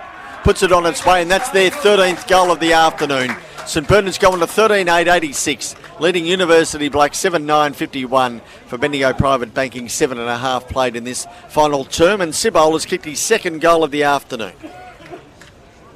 So well and truly the largest lead of this one, 35 points to the Snowdogs, who, as we mentioned, coming back from the three-quarter time break. They've just been at teasing distance all day, Josh, but it seems now with a few on the bench for the Blacks that they've really put the foot down. They're running out this game better.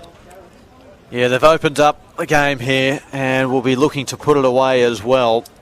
Midway through the fourth quarter now. You don't want to see the Blacks drop off now. No. You don't want to see them drop right away here. Suro won it out of the ruck, straight towards Holland, who kept running. He was run down, though. Still got the hand pass away. Moorfield just tapped it on volleyball style. Down towards half-back line. Oliver, Barati got the hand pass free. Liberatore's down there, hands and knees, trying to grab that footy out. Taken there by Cassidy, and Max Gray, a good mark on the outer side against Caven. He looks further afield. Up towards Kennedy, who takes the mark. He gets it and goes. Kicks up towards the half-forward line. Grocott almost couldn't quite take the mark. It was fisted out of bounds there by Overman. And he's limping here, Grocott as well, after that contest. Yep. Whether it be cramp, I'm not sure, but yes, didn't come down terribly well then. No, he didn't. He's kicked a couple of goals today, including the first one of the game. Tossed back in by the umpire. Out of sight, Sinclair and Suro up in the ruck. Huggard just ran past the footy, and Gwynn was stripped of the football and got rid of it illegally, said the umpire. So the kick now comes out towards Clark, who takes the mark, and he's pointing at the big sticks and will go back and try and line up to thread this one through. No, he just pokes it short. And the mark has been taken there in the left forward pocket. Cassidy runs around and puts it through. Not bad. So Cassidy has kicked his second, and they're just hanging around, aren't they, the Blacks? 8-9-57. St Bernard's a 13-8-86. And we're back to 29 points as Grocott has come from, or is this Clay? It's Clay. Clay. Oh, and Grocott just behind. Adderall's gone back onto the ground. So well, he's okay. This is crazy. I haven't seen this before. This many players coming off the ground. It has to be cramp. I think it is. Clay certainly looks like that. Could be cramp. Grocott maybe an ankle. Yeah. The way he's walking. Raj Johnston is going to be working overtime over at the University Blacks bench to get us injury updates as we see Clay getting an offending calf being rubbed by a trainer. So hopefully that's all it is. St Clair in the ruck against Sora, and the University Blacks man did well. Jumped high in the air, got the tap down, and then he refers the hand pass to Loftus, who is clean and through centre half forward. He has a shot from a long way out and misses to the right-hand side. Kane Loftus, that's a sign, isn't it? Explosive, isn't he? He's got a change of pace. It's subtle, but when he puts the foot to the floor, there are few who can catch him today. Perhaps Karan Barati could, but that's the list just about done. 28 points is the lead for St Bernard's. A free kick here to the Snowdogs, and Thomas Sullivan at left half back. 8:10:58 the University Blacks. St Bernard's 13:8:86. So we've still got Billy Clay being worked on in front of us at the interchange bench. A kick to a contest to Clare. Clean hands. Good mark. That's a mark of the day contender, all thanks to the Clyde Hotel. The number 13 for the University Blacks, Petchy and Josh. He's been super impressive today. He may not get the chocolates, but he can hold his head high, though his kick is to an outnumbered contest, and Tom Sullivan cuts it off, and we'll do it all again, Joshy and Simon. So down at half back for St Bernard's, down at the Royal Parade end of the ground. Tom Sullivan has it. Centre wing the target. Sibold the target. Goes up St Clair, nearly brought it down again. Holland, a great tackle laid on him. Dropped the footy. Oh, a high tackle. Gee whiz, I don't know about that. Oh, there's plenty on here. Don't know about that. Cassidy and Sibold having a crack. Thought that was a fair tackle on Holland. And it's still going. I feel for Billy Clay. He's trying to stretch out his cramp, and he's got 3 fights behind him. Yeah. He's turned his back on the play. Overman. There's another free here because Cassidy and Sibold are carrying on with it. Burquest involved as well. And he's reversed it's still going. Burquest is still declared. Wow. I think the heat's just got to them. That's all. See, back in the day, the crowd would come over the fence and throw. Let's hope that doesn't happen. I hope, Petchy. Never want to see that in a game of back footy. in the day, that used to happen. So here's Cassidy. So they've reversed the decision here. Like Fedicum, jumper pulling. You're like, give me a break. Cassidy goes in short, gave it up straight away, and he gave it off here, and Delizio's taken the mark. Bad kick. First bad mistake by him today, Cassidy, and Delizio was the recipient of it. Goes in towards centre wing. He waited down. He didn't go. Gwyn handball. It was a 1-4 luck. It found Set in the end, who goes to Huggard. Left foot kick. He goes down towards full forward. Watson there in front. He works at his player underneath the footy to Liberatore. And Liberatore swooped like a seagull, and he put that goal on the board. So Liberatore kicks his first of the afternoon. St Bernard's kicked their 14th. They go into 14-8-92. University Blacks 8:10:58 for the Bendigo Private Banking. We've gone 13 minutes in this final term, and that certainly has brought the crowd to their feet. There's certainly some rather pointed feedback coming from beneath us. Let's get to Raj Johnston, who's on the boundary for us. What do you got, Raj?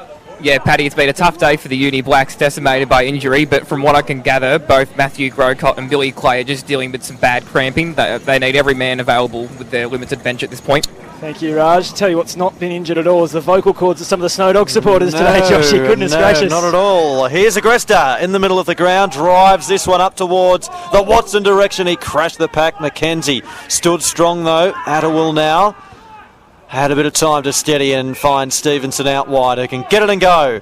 And he does just that. Pumps this one long up towards the half-forward line. Down there was Loftus. Still going is Loftus. Had a couple to beat. Did well to work at another 10 metres forward.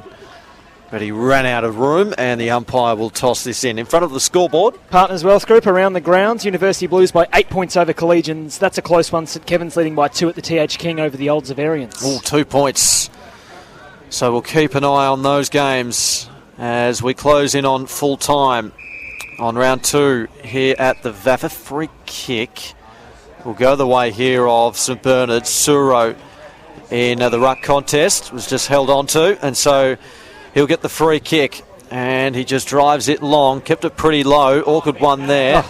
But at the back there, Kalako did well. On towards his left boot, non-preferred, into the middle of the ground. Gray was down there, was thrown into the ground. Here's Sullivan showing a clean pair of heels and then goes to Agresta, who had a ton of space. He runs a couple of metres and then goes inside 50, and Liberatore takes the mark unguarded and will kick from about 45 metres on a 45-degree angle. Yeah, they're running over the top of them now, St Bernard's. There's only one person you can see mobile on the Uni Blacks bench. That's Matthew Grocott, and he's got a heavy limp up. So they look just about out of rotations. Billy Clay now making his way to come back on. So here's Liberatore, who kicked the last goal only about 2 or 3 minutes ago. Shooting for his second. He comes in. The kick looks pretty good. Oh, superb. And he puts the nail in the coffin with that goal. He's got 2, does Liberatore, after kicking 3 goals last week. 15-8-98 St Bernard's. The University Blacks are 8-10-58. And we have gone 16 minutes in the final quarter, all for Bendigo Bank. Around the grounds, Partners Wealth Group, it's getting real tight at the TH King. St Kevin 6-8-44. Old Zavarians, though, they're ahead 6-14-50. That game into 17 minutes to that final term. Old Brighton are doing it easy over Old Haileybury. University Blues lead by 13 points over Collegians at the Harry Trot, and Old Scotch by 70 points over De La Salle. So Scotch going 2-0 in their premiership defence. Here's Huggard from the centre of the ground. Spirals a kick inside 50. Watson is there. Wants to edge McKenzie underneath the footy. McKenzie will do well to take it out and does so. Right half back for the University Blacks. 40 metres from their own defensive goal. 40 points down. Well and truly the largest lead of the game for St Bernard's, who have just tapped the accelerator to start this final term. 2 goals for Liberatore, 1 to Delizio, 1 to Sibbald. And they've established what would be a match-winning advantage here at Uni Main. Tommy Sullivan won it down from the Watson tap, tumbled it towards the top of the goal square. Conlon is there with more field. Here's Loftus in trouble. Dangerous handball. Kalako's got it. Dragged off his kicker, went straight up the chimney. No depth perception here at the University Main. It's tapped towards the boundary. The Blacks will get out of trouble momentarily. Gwynn takes the intercepting mark 60 metres from home. He's just going to put it right back into the mixer and hope for the big boys to work it out. Coming across the side was Robertson. He's pushed off it by Liberatore, who gets back to his feet.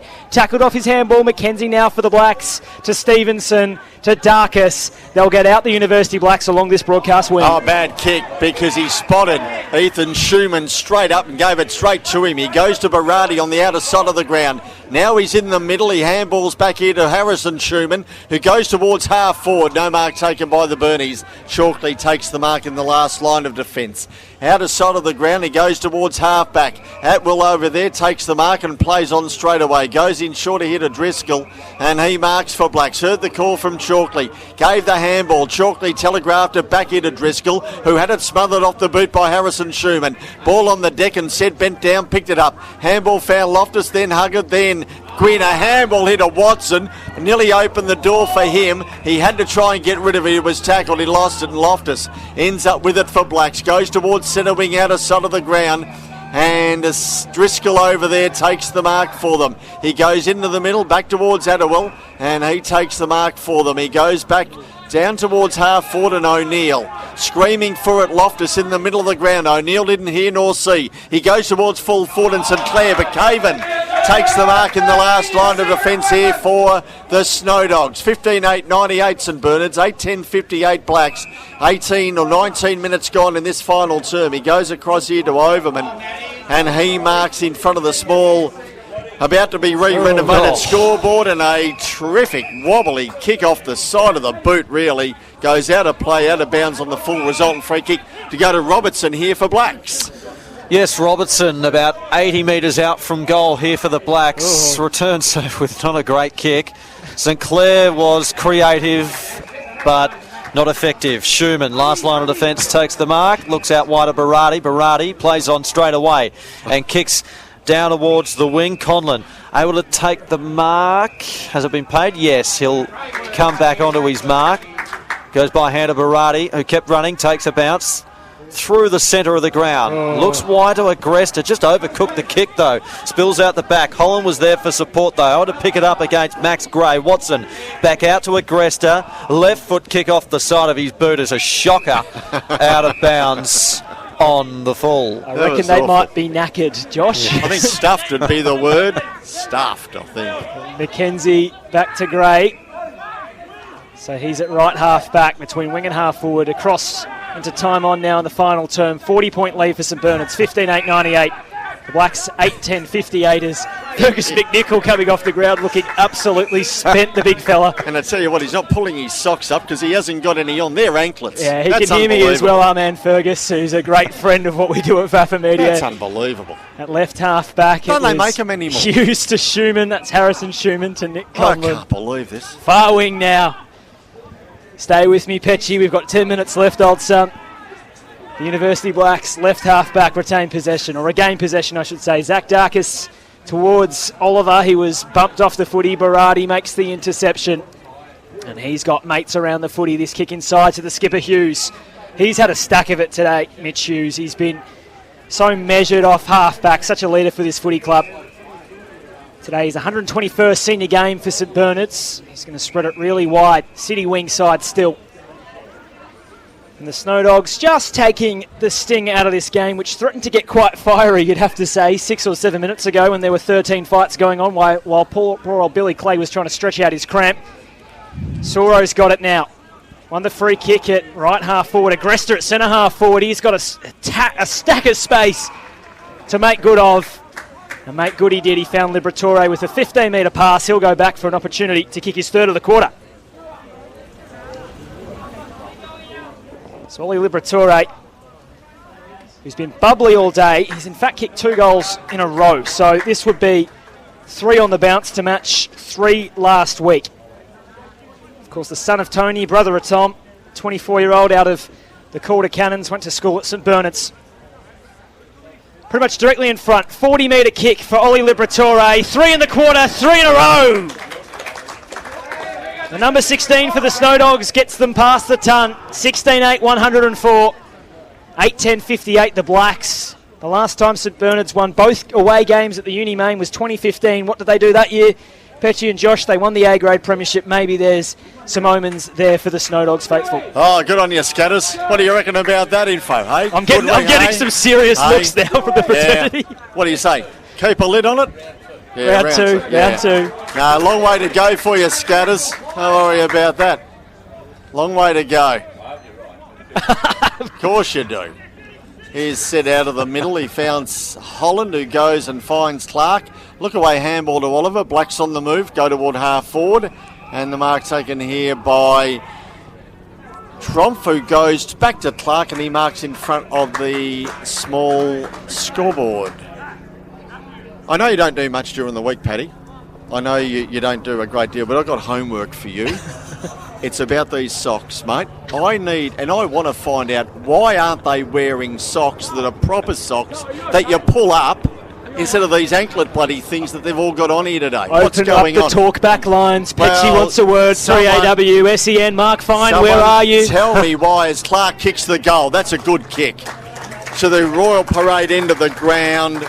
And that is his first of the afternoon, and Black's ninth. They go on to 9-10-64, 40 points in arrears of St Bernard, 16-8, 104, 23 and a half gone in this final term for Bendigo Private Banking. Around the grounds, all thanks to Partners Wealth Group. Old Brighton, they've got a 46-point lead. Brighton Beach Oval over Old Haileybury. University Blues by 2 goals over Collegians at the Harry Trot, so that one's going down to the wire. As is this one at the TH King. St Kevin 6-9-45, Old Zaverian 6-14-50, holding on by 5 points there. The Zavs, Old Scotch, they've got a 9-goal advantage over De La Salle, starting off their premiership defence nicely. As we're just waiting for this football to come back. The umpires look pretty spent as well. They've had to make this run 25 times today. So, How's your collegiate scarf? How's your collegiate scarf going these days, Joshy? Not too well. Not too well, no. I don't suppose you'll put it on at any time soon, will you? No. Fair weather, aren't you? Maybe. Ball to the outer side. Hold on, boys. 5 minutes left. And the mark has been taken here by Robertson in defence here for University Blacks. And now he drives this one long towards Moorfield, who's able to take the mark. Comes inboard. Cassidy was there, and he takes the mark. Spins out wide. Attawell was there. Kalako was closing. He went to ground, though. Over the top. Now Darkus. Got rid of Overman. Nice kick, but through the hands there of his teammate. Agresta was able to get it. Got it to Burquest, who goes up the line, and now Sullivan. Ball bounces up nicely for him. Takes a bounce. Gets to 45. Gets to 40. Has a kick. Yes! Puts it through. And gets the applause of the St Bernard's crowd and the applause of his teammates as well. Tommy Sullivan, I reckon he's just about locked in the Skins player of the day with that running goal. He's going to win himself a pair of cutting-edge Skins compression tights, thanks to Skins, the pioneers of sports compression. Our man Raj Johnston will be speaking to the man in the number 8 for St Bernard's just after the final siren, which we're told is 4.5 minutes away as he enjoys the applause of his loving fans here at the Uni Main. Good score here, 17 goals. 17-8, 110. St Bernard's playing the University Blacks. 19, 64, 26 minutes gone, final quarter. So back to the middle we go. Soro has been working hard in there all day for the Snowdogs. Clark now with it, though, goes to Loftus of the University Blacks. His handball is cut off by Harrison Schumann, who has Gwyn. And that young Snowdog goes wide to another youngster in Conlon. So the 19-year-old to the 19-year-old. Conlon into the pocket. He's got a one-on-one hug it. Oh, he did all the body work early, just couldn't hold on to the mark. Sibbald is there, roving the big fella. He's caught holding the ball. So short to Loftus here for the Blacks. 46 points in arrears. They were in touch for most of this game, but injury in the form of the Snowdogs to start the final term has done for them. They'll start the year 0-2. That's a dangerous kick in the grey direction. It might be out of bounds. It is out of bounds, and Kalako has crashed into the fence then. Yeah. The concrete part of the fence. I hope he's okay. He went looking for the spoil, Kalako, and clattered into the concreting part. He is back to his feet. I imagine because he's got a shot at goal, but he was never letting anyone else take the shot. This would be one hell of a kick, though, for Darren Kalako, who will have to boot it all of 50 metres from the intersection of the arc and the boundary line. Petchy's not giving him much chance, I reckon.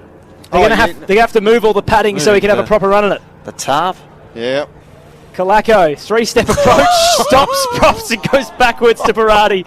That's not one for the name of game, I reckon. Barati's going to be hunted down by 2 University Blacks midfielders.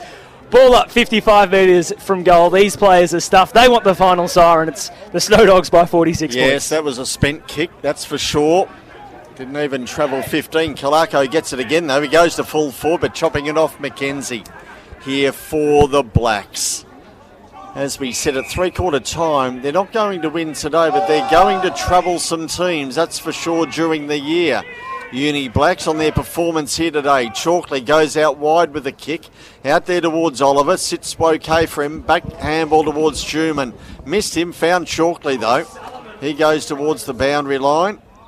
Stayed in. Oliver. Chalkley. They're all there again. Tom Sullivan there. But he sees it over centre wing. Between centre wing and half forward.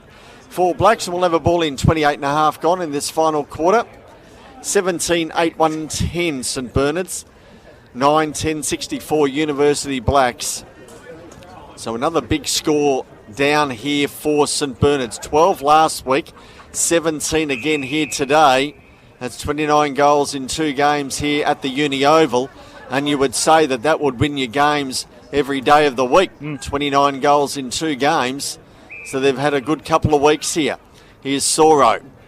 Unusual kicking style, goes towards Moorfield at centre wing, fisted away Darkus. He found Stevenson, who goes in shorter here, and Cassidy takes the mark.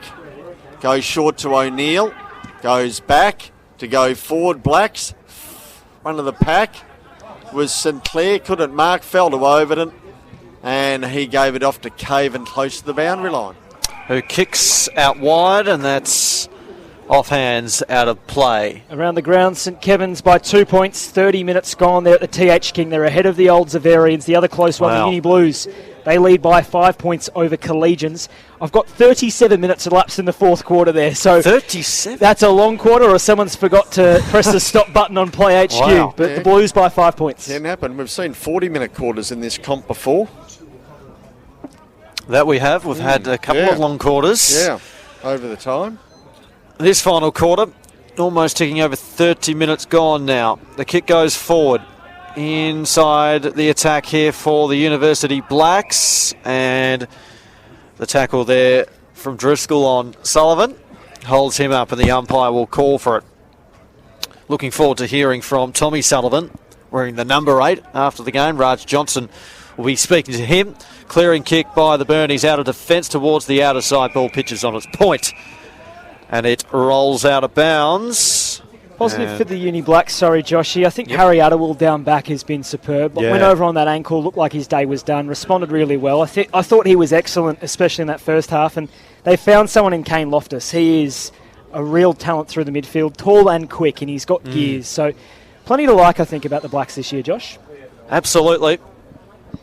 Loftus has been superb today. I've enjoyed watching him. Stevenson stepping around his opponent inside 50. McNichol, well, he spoiled his teammate in Caven. It spills out wide to Sullivan. Gets it on the boot. It's a little too wide, though, and out of bounds on the full. And Stevenson will have to jump the fence, collect that footy, and then take his kick. Bit of junk time now, isn't it? They're all all out on their feet out there. But they're still got to keep scoring. Percentage is a big thing in this game. Early on in the year. Yep, St Bernard's just going out nicely. You did mention this earlier, Petchy. They're scoring. It's really exciting, and they've got some dangerous options up front. The tall boys as Sinclair went for a fly. He nearly had that one too. Geez, he's giving away Macking a run for his money for the Uni Blacks as there's a free kick going the way of St Bernard's in their own defensive half. McNichol it will be. Good game from Tom Sinclair. Plenty of feedback from the Snowdog supporters beneath us for him too, but he can be proud of his efforts. Here's Sibbald, far wing. Gave it to Conlon ahead of Moorfield. Skips it to Liberatore. He'll be held up by Darkus. Attacking side of the wing. Approaching 32 minutes gone in this final term. A post-game show not too far away. Tommy Sullivan, the star of that one, will also speak to Steve Alessio after he makes his way up from the winners' rooms here at the University Main. Sam McKenzie for the Uni Blacks goes to Cassidy through centre half back for the Blacks. A kick into the corridor on the bounce. Well held there, and Darkus will take this one. Inside 50, in the Grocott direction. He was caught underneath the footy, and Overman takes a very strong contested grab. 30 metres out from his own defensive goal square, and he'll go backwards just to enjoy some junk time with Marcus Holland. And goes into the shade to do it. Just in front of the scoreboard. Siren about to go here. And Sibbald, is it down there, has got the footy. Umpire's just telling him to play on as soon as he can. He does just that. He goes towards centre wing, sun in the eyes of everyone out there. Ball nearly hit one of the crowd out on the other side of the fence. They really didn't see that one coming at 1,000,000 miles an hour. And went over the line out of play, and Chalkley will be the recipient of the free kick. 110-64. St Bernard's, their second win in 6 years down here at the University Oval. And they've kicked 29 goals in both games to do that. Is a kick towards half forward for Blacks. And Blacks, after kicking only 5 goals last week, have doubled their score this week. So not a bad performance by them after being decimated by Brighton last week at their home deck. 33.5 gone in this final term. Thrown back in. Sinclair grabs it out of the ruck. Then he's grabbed and brought to ground. Umpire says, give it to me, I'll ball this one up. Or a free kick going Holland's way. No, Holland will get it. In front of the scoreboard, out of sight of the ground, the Royal Parade end of the ground. And he just torpedoes a barrel towards centre wing. Watson there. Sun in everybody's eyes. It fell out the back to Chalkley. Watson then overran it on centre wing. Charging it down there was Kennedy. He got it to Moorfield, who goes in shorter here. And Cassidy takes the mark. Siren goes. Siren goes, and that ends Another win down here to St Bernard, 17-8, 110. Their second win in 6 years down here at the University Oval, defeating University Blacks 9-10-64. That quarter going 34 minutes, and the players enjoyed it as well. Bit of stat padding perhaps late. A really good result here for the Snowdogs. We'll go through the goal scorers before we get down to Raj and Tommy Sullivan. 3 for Watson, that's Matthew Watson, and also for Tommy Sullivan and Ollie Liberatore. 2 for Eden Sibbald, Nick Conlon and Luke Delizio singles for Marcus Holland and Darren Kalako. 2 goals apiece for the University Blacks for St Clair, Loftus, Grocott and Cassidy, and 1 for James Clark. Late in that final quarter, a professional performance by St Bernard's, who just ran away with that contest. They were superb. I think they will go into the Easter break feeling really good about themselves. Remember last year they didn't win a single game away from home, so to start with a 2-game winning brace here at the university, will make them feel pretty good. How's the feedback from some of the St Bernard's faithful? Only stating the obvious, Scatters. Only stating the obvious. Good on you. So we'll head out shortly to Raj Johnston and Tommy Sullivan. Tommy, the number 8 jumper, 3 goals today. He was superb after 2 behinds last week and 20 disposals on this ground. He'll be stoked with the way he started this season. He wins himself a pair of cutting-edge Skins compression tights as the Skins player of the day, all thanks to Skins, the pioneers of sports compression. We'll also have our post-game show. That's all thanks to Partners Wealth Group ahead, as well as our Keys of Training goal of the day and our Clyde Hotel mark of the day. Just waiting for our man Raj to round up Tommy in the number 8 for a quick conversation with us upstairs. University Blacks 9-10-64, St Bernard 17-8, 110. Those final scores again, a 46-point win for St Bernard's. They were super today. They'll head back to the college on the other side of the Easter break, feeling pretty solid about themselves. Let's get down now to Raj Johnston, who's got our player of the day, Tommy Sullivan. Thanks, guys. I'm joined by our Skins player of the game, Tom Sullivan. Congratulations, Tom. 3 goals. You were instrumental in the win today. Tell me, what are your immediate feelings on your performance and the team's performance more broadly? I think the first 3 quarters, obviously, with the heat, we were with that relentless pressure. It opened up the game a little bit in the end, and we were able to capitalise on that in the end. For myself, get on the end of a few into space, so it was good. Not since 2015 have St Bernard's won, walk towards the boundary, not since 2015 have St Bernard's won both away games at the university, so it's a great achievement. We'll throw to the guys upstairs with a couple of questions.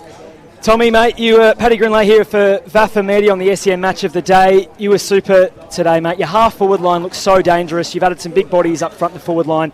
You must be stoked with that. We're working very well together with the big fellas up forward and the small blokes as well at the ground.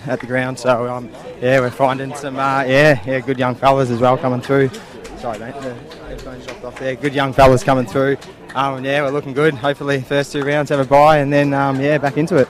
Mate, it felt like there was 2 of you out there today. That's because there were 2 people called Tom Sullivan out on the football field today. But what have you done over your pre-season to have such a strong start to the season? You were great last week as well against the Blues. To be honest, I haven't touched the footy since the last game of last year.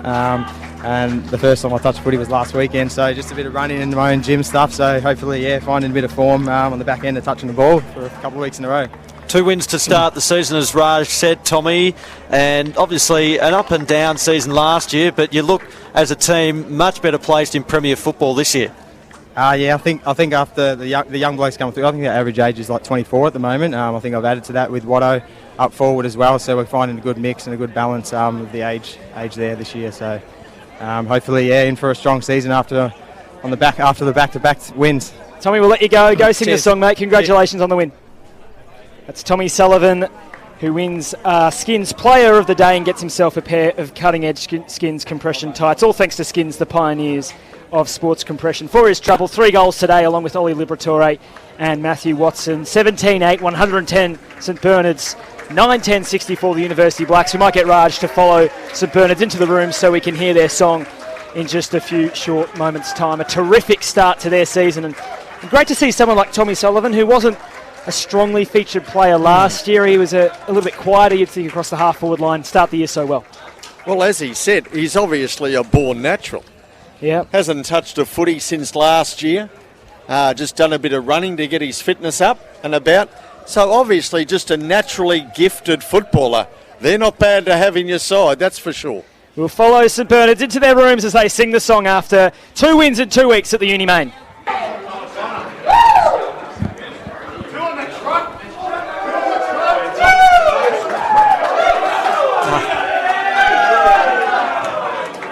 Brian. Well played.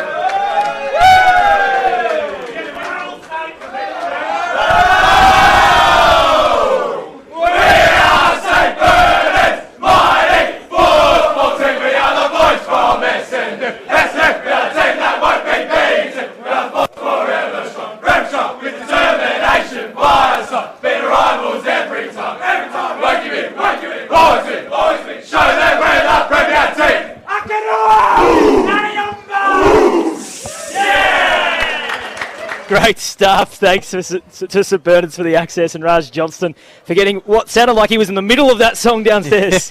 He might have got sprayed.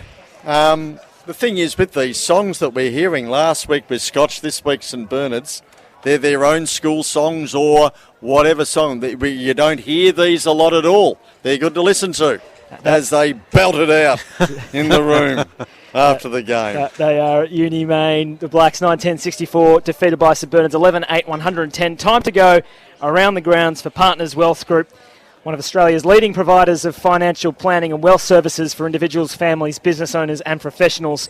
Their team of diverse and highly specialised experts work closely with your accountant or other trusted advisors to form a comprehensive wealth strategy, and you can contact Blacks President Patrick Barry.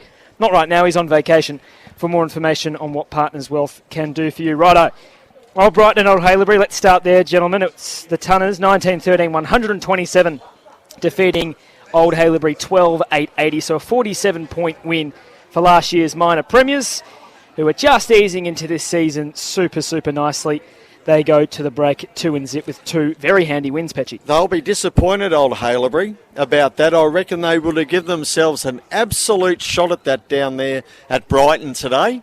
Yeah, I think they would have. So, especially after what they did last week to Collegians, they should have been around the mark again. But a good test for the Bloods early in the season. A good start for Brighton early. Let's go to the Harry Trot, where the Collegians 10-16-76 have gone down to the University Blues 12-9-81. The Blues led by 21 points at three-quarter time.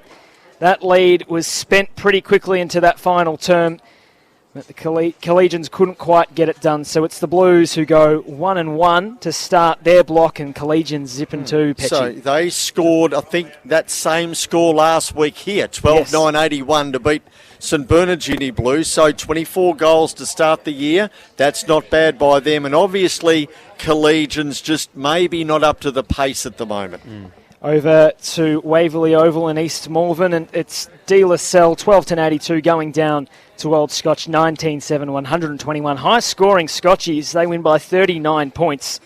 So the premiership defence off and away. We've got goal kickers. Max Suttle kicking his first goal in senior footy this year, which is great to see. He made his debut last week as far as senior footy is concerned. Since 2023, if I remember correctly, De La Salle. Christian Algieri with 2 goals. He's a player to watch across the course of this season. And also, now here's the close one. St Kevin's 7-11-53 have defeated the Old Zaverians 6-14-50 at the TH King. Low-scoring contest. Two goals to St Kevin's in the final term, 3 to Old Zaverians, and it's the Scobbers who have got the job done. Jack Darmody with 3 goals, Sam Barnett with 2. For the Old Zaverians, Nick Guiney kicking 2 goals as well. But the Old Zaverians, after last week's romping win over De La Salle, haven't been able to repeat the dose over at the TH King. St Kevin's get started. And a very low-scoring game, so it must have been an ugly game of football to watch. Low scoring. Those two sides, you would expect them to both kick 100 points in a game, even against each other. But they haven't even nearly got halfway with that. Particularly on a dry day. Like at TH King, later in the season, that'll be a quagmire. Yeah. Today, you would have thought there's a bit in that ground that they could actually score a score both sides, but they haven't. 6 goals, 14 for Zavs. That's going to be a tough week, especially after last week. Kicking the sweep, or nearly the sweep, against De La Salle. Yep. So back to earth a little bit for the Red and Black Mafia, but it seems that we've got a pretty tight competition going. The ladder, not much to speak about, thanks to Authorsport Victoria at this early point of the season, but Old Brighton, Old Scotch and St Bernard's undefeated, 2 wins to start the season. The Zavs, the Bloods, the Blues and the Scobbers 1-1, Collegians, D-La and the Blacks still waiting for their first wins of the 2025 season. Let's go to our Keys of Training goal of the day. the physio and conditioning partners of the Uni Blacks. Their strength training programs are designed to reduce your pain and help you to build strength for the long term and prevent recurrence of your pain or injury. You can head to Kieser.com.au, that's KIESER.com.au, to book your initial appointment. Goal of the day, Josh Heriot, Simon Petch. What are your options? Tommy Sullivan, I think it might have been his second goal or third goal, one of the two. It was a running goal, yes, and shrugged off an opponent, strolled through and kicked it. We might give it to him. Liberatore kicked a nice little goal. I think it was his first. He kicked 3 in the third quarter. He rolled that home from the boundary line. I think I'd go with, I reckon, Tommy Sullivan. He might get the sweep today, I think. Yeah. Congratulations to Tommy Sullivan, who's assembling himself quite a handy few accolades here. Let's go to the mark of the day for the Clyde Hotel, the spiritual home pub of the Uni Blacks in Carlton. They've been serving the local community since the 1860s. You can go and join them at the Clyde for your next meal or a function. And add to the history of a Carlton institution, your mark of the day. Ben Oliver for me in the second quarter. Petchy, I think it was. It was a pack mark. Yep. Big mark. I think he went back and kicked the goal from memory. No, he didn't. But it was a good mark. I liked Tom Sinclair's mark early in the day. Yep. Now, it was similar down here at the Royal Parade into the ground. He flew and he grabbed it. It was a one grabber. Yep. I liked him too. Could be a dead heat. Let's go for Tommy Sinclair, Okay. I think. All right. He was super impressive Kicked today. a couple of goals as well. Yeah, I think his ears will be He's ringing. very good. Very good today. Yeah, he's a player who popped up, I think, late last year as someone to really watch, and he seems to have taken his ability to another level in 2025. A really exciting player, as I mentioned earlier. Was even thrown in the ruck today. He was, but he's got the leap. He really got that bounce. So keep using it, Tommy. If you can get yourself up the ground, we want to see you jump over some small buildings. Let's head to Premier B and around the grounds there for Partners Wealth Group. Caulfield Grammarians have responded really nicely with a thumping win over Fitzroy, 77 points for Paul Satterley's Grammarians. That's a tough start for Fitzroy, who are 0-2 to start 2025. We'll whiz through these. Old Ivanhoe comeback win over Old Carey. It looked like the Panthers were doing the business. They led by 19 points at three-quarter time, and indeed led by 14 points. They led by 19 points at half-time and then by 14 points at three-quarter time. Old Ivanhoe kicked 8 goals to 1 in the final term to run over the top, and the Hoers get it done at home. We don't have a score from the Williamstown Seawise and Old Trinity game, but we can tell you that Old Camberwell have enjoyed a 154-point thumping of the Hampton Rovers over at Boss James Reserve, while the Old Melburnians, 25-9-159, defeated Old Geelong by 94 points. They kicked 10-5-65, the Ogs, as we head to the Easter break. Very special guest in the commentary box, the winning coach, the coach of the Snowdogs, it's Steve Alessio. Steve, you must be thrilled after your first fortnight. It's always good to get the first couple of games out, and especially 2 away games. Pretty fortunate to have the 2 back-to-back here. So while the ground's in such good condition, really pleased with the effort the boys have put out there. Something I noticed at three-quarter time was that there were a lot of Uni Blacks players, and they were a rotation or 2 down, albeit at that point, but they were sitting on their backsides, on their haunches, getting rub-downs. They looked like they were running out of legs, and we noticed that across, especially the start of the fourth quarter. None of your players were lying down. They seemed really fit. They ran out the game really nicely, your half-forwards especially. Has that been something you focused on across your pre-season? We, after last year and coming so close to being relegated, we really did a bit of a deep dive into all our areas around how we want to play, our game plan, our preparation, and one of those areas was our pre-season. The group itself is still pretty young in terms of being together. Haven't been together a long time, so we've still got some improvement in us. But we saw some of that out there with the way we used the ball and the way we went about it today, which is pleasing. So it means you can see some growth and some movement forward with this whole group, which is very pleasing for us as coaches. Tommy Sullivan just mentioned how young the group sort of is, but you've also got a bit of experience in that group. How important was it, I guess, to have last year to sort of marinate your way into Premier, and then do you feel much better placed as a coach this year, do you think, going forward? Oh yeah, definitely. Myself never coached at premier level. I wouldn't say it was a year to marinate. It was more a year we were boiling towards the end. Yeah, it was pretty tight. So yeah, I would have preferred it was a bit of a simmer. Yeah, so not some of that. So, but anyway, marinate, boil, and simmer. Yeah, that's right. So yeah, so from our point of view, it's that progression forward. How with and the leadership has been fantastic. We've had a lot of that. What's been good during pre-season is during our drills, a lot of players standing up in the drills and what we've been doing, and them speaking up and working with each other and instructing each other. And I think you get to see a bit more of that translate into our game. Steve, this is a big ground. It's probably one of the biggest grounds in the comp in Premier Grade. Yep. You played on it twice now in 2 weeks. 24 goals scored. You got to be happy with that. 24 goals. Oh yeah, no doubt about it. Look, last year I think our ball movement wasn't the major issue with our game. It was our ability to stay in games concentration-wise and defend at times. So that's been a big emphasis with the way we've wanted to go about it. So, I think our ability to give ourselves opportunities has always sort of been there. It's now can we actually capitalise on those opportunities and keep upping the ante on our defensive side of our game. You got 3 bigs up front, three big dogs. Matty Watson has come in, your nephew, I believe, who's made quite the impact across the start of the year. Yes, that's correct. And you've got Eden Sibbald as well, and Darren Kalako. How do you go about fitting those 3 boys into your forward half and making sure that they have enough footy coming their way? Yeah, look, and that's part of that maturity part. They're all 20. I think the youngest might be Eden, or maybe Darren, who's 26, 27. They're both around that similar ages. And we've got Matt, who's 30 plus. They're all older guys, mature guys, so they're working really well together. They're instructing. There's no ego amongst the 3, which is fantastic. So they're all working as a group, which can only benefit us. We had Tommy Sullivan best on, the number 8. He seems to have started your year so well across half forward, and he's got a few young guys to play with as well. It seems to me that you've found this great jump from guys like Nick Conlon, Oli Liberatore and Tommy.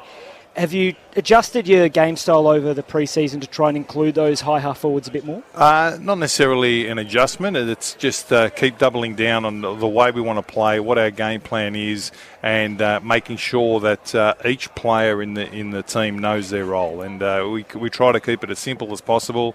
And I think it's just that evolution, another year in the system, another year older. They understand what's required of them. And we continue to push them.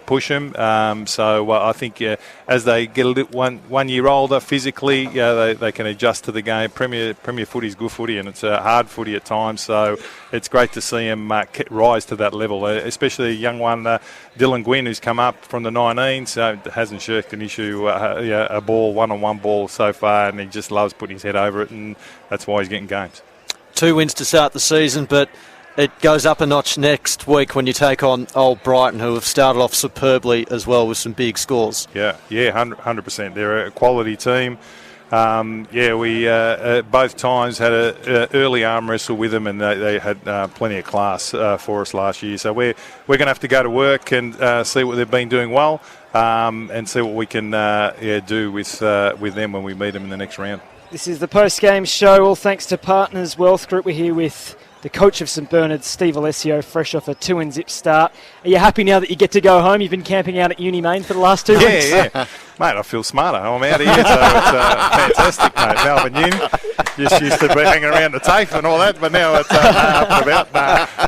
It's good. It's a super ground, the way it's nestled within the university and stuff. So it's beautiful, isn't it? Yeah, it's a great set, and the facilities are second to none with the grandstand and the rooms and that type of thing. So, look, it's good to come out here, and as I said, it's good to get it this time of year while it's still in good nick. It can be a pretty hard slog later on the year, so hopefully that benefits us later on mid-year. So how the next 2 weeks sizing up for you and your team, Steve? A break next week over Easter. So what's the progress from here till you meet Brighton in 2 weeks? Yeah, I think I think, we'll stay off feet and have a pretty light week next week. We'll do a lot of sort of education over the last 2 weeks and what's worked well and what we can improve on, and talk to the boys, make sure they have a bit of fun during a week, and then, really narrow our focus around how we're going to play and encounter Brighton. Good. Steve, wonderful to chat. Congratulations on your win today and the start to your year. We mentioned a couple of times in the broadcast that the last time that you won both away games at Uni Main, St Bernard's won the A-grade flag. So a bit early for that. Bit early for that. Round two. Bit early for that, mate. Thanks for joining us. Good on you. Thanks, Steve guys. Alessio, the coach of the Snowdogs, the winning coach after a wonderful 2 weeks here at the University Main. Gee, they like to keep a lid on it, Oh, don't they they? do. Like Fedica, why don't you just say, yes, of course, and we'll do it again. I think Joey Pingataro might be he's got the Snowdogs scarf on at the Adelaide Oval. I reckon he's just about doing laps after this start. He was the first to raise that in our little group chat going on, so a cheerio to Joey, who'll be listening. No, good on them. They've done well to come out here, big ground, kick 24 goals in 2 games. Good effort. And Uni Blacks are going to trouble sides. Yeah, they're not going to lie down. They're going to find their way through. They might win 3 or 4 games for the year. That's probably all they need to win for the year. But they never gave it up today. No, they never gave it. Even when they were 40-odd points behind, they got it back to 17 or 18. They just kept coming. Impressive, but not impressive enough. I think the story for the Blacks was that, yes, they were a couple down as far as rotations go, and they're important rotations as well. Karras, the first choice ruckman with a knee, Vesio with 2 blood rules, and then that big split lip goes out of their inside midfield. So probably left too much to be done by too few. But I did notice that they all looked exhausted at 3/4 time, and St Bernard's looked primed to run over the top of them. That's exactly what happened. And they're going to get a couple back too, the Snowies. They're going to get Charlie Vague back after Here's the Easter. whiteboard. What have we got on there? What have we got on the whiteboard? Glad we didn't need the whiteboard. No. Who we do have up in the commentary box is Raj Johnston, who's been riding the boundary for us all day. It's just going to land on the ground. Petchy's helicopter is about. We need to get off air pretty quickly. Raj, how did you find conditions? What were your takeaways today? Pretty much just what you guys have alluded to. It was a warm day. We're not going to see too many more Saturdays this warm.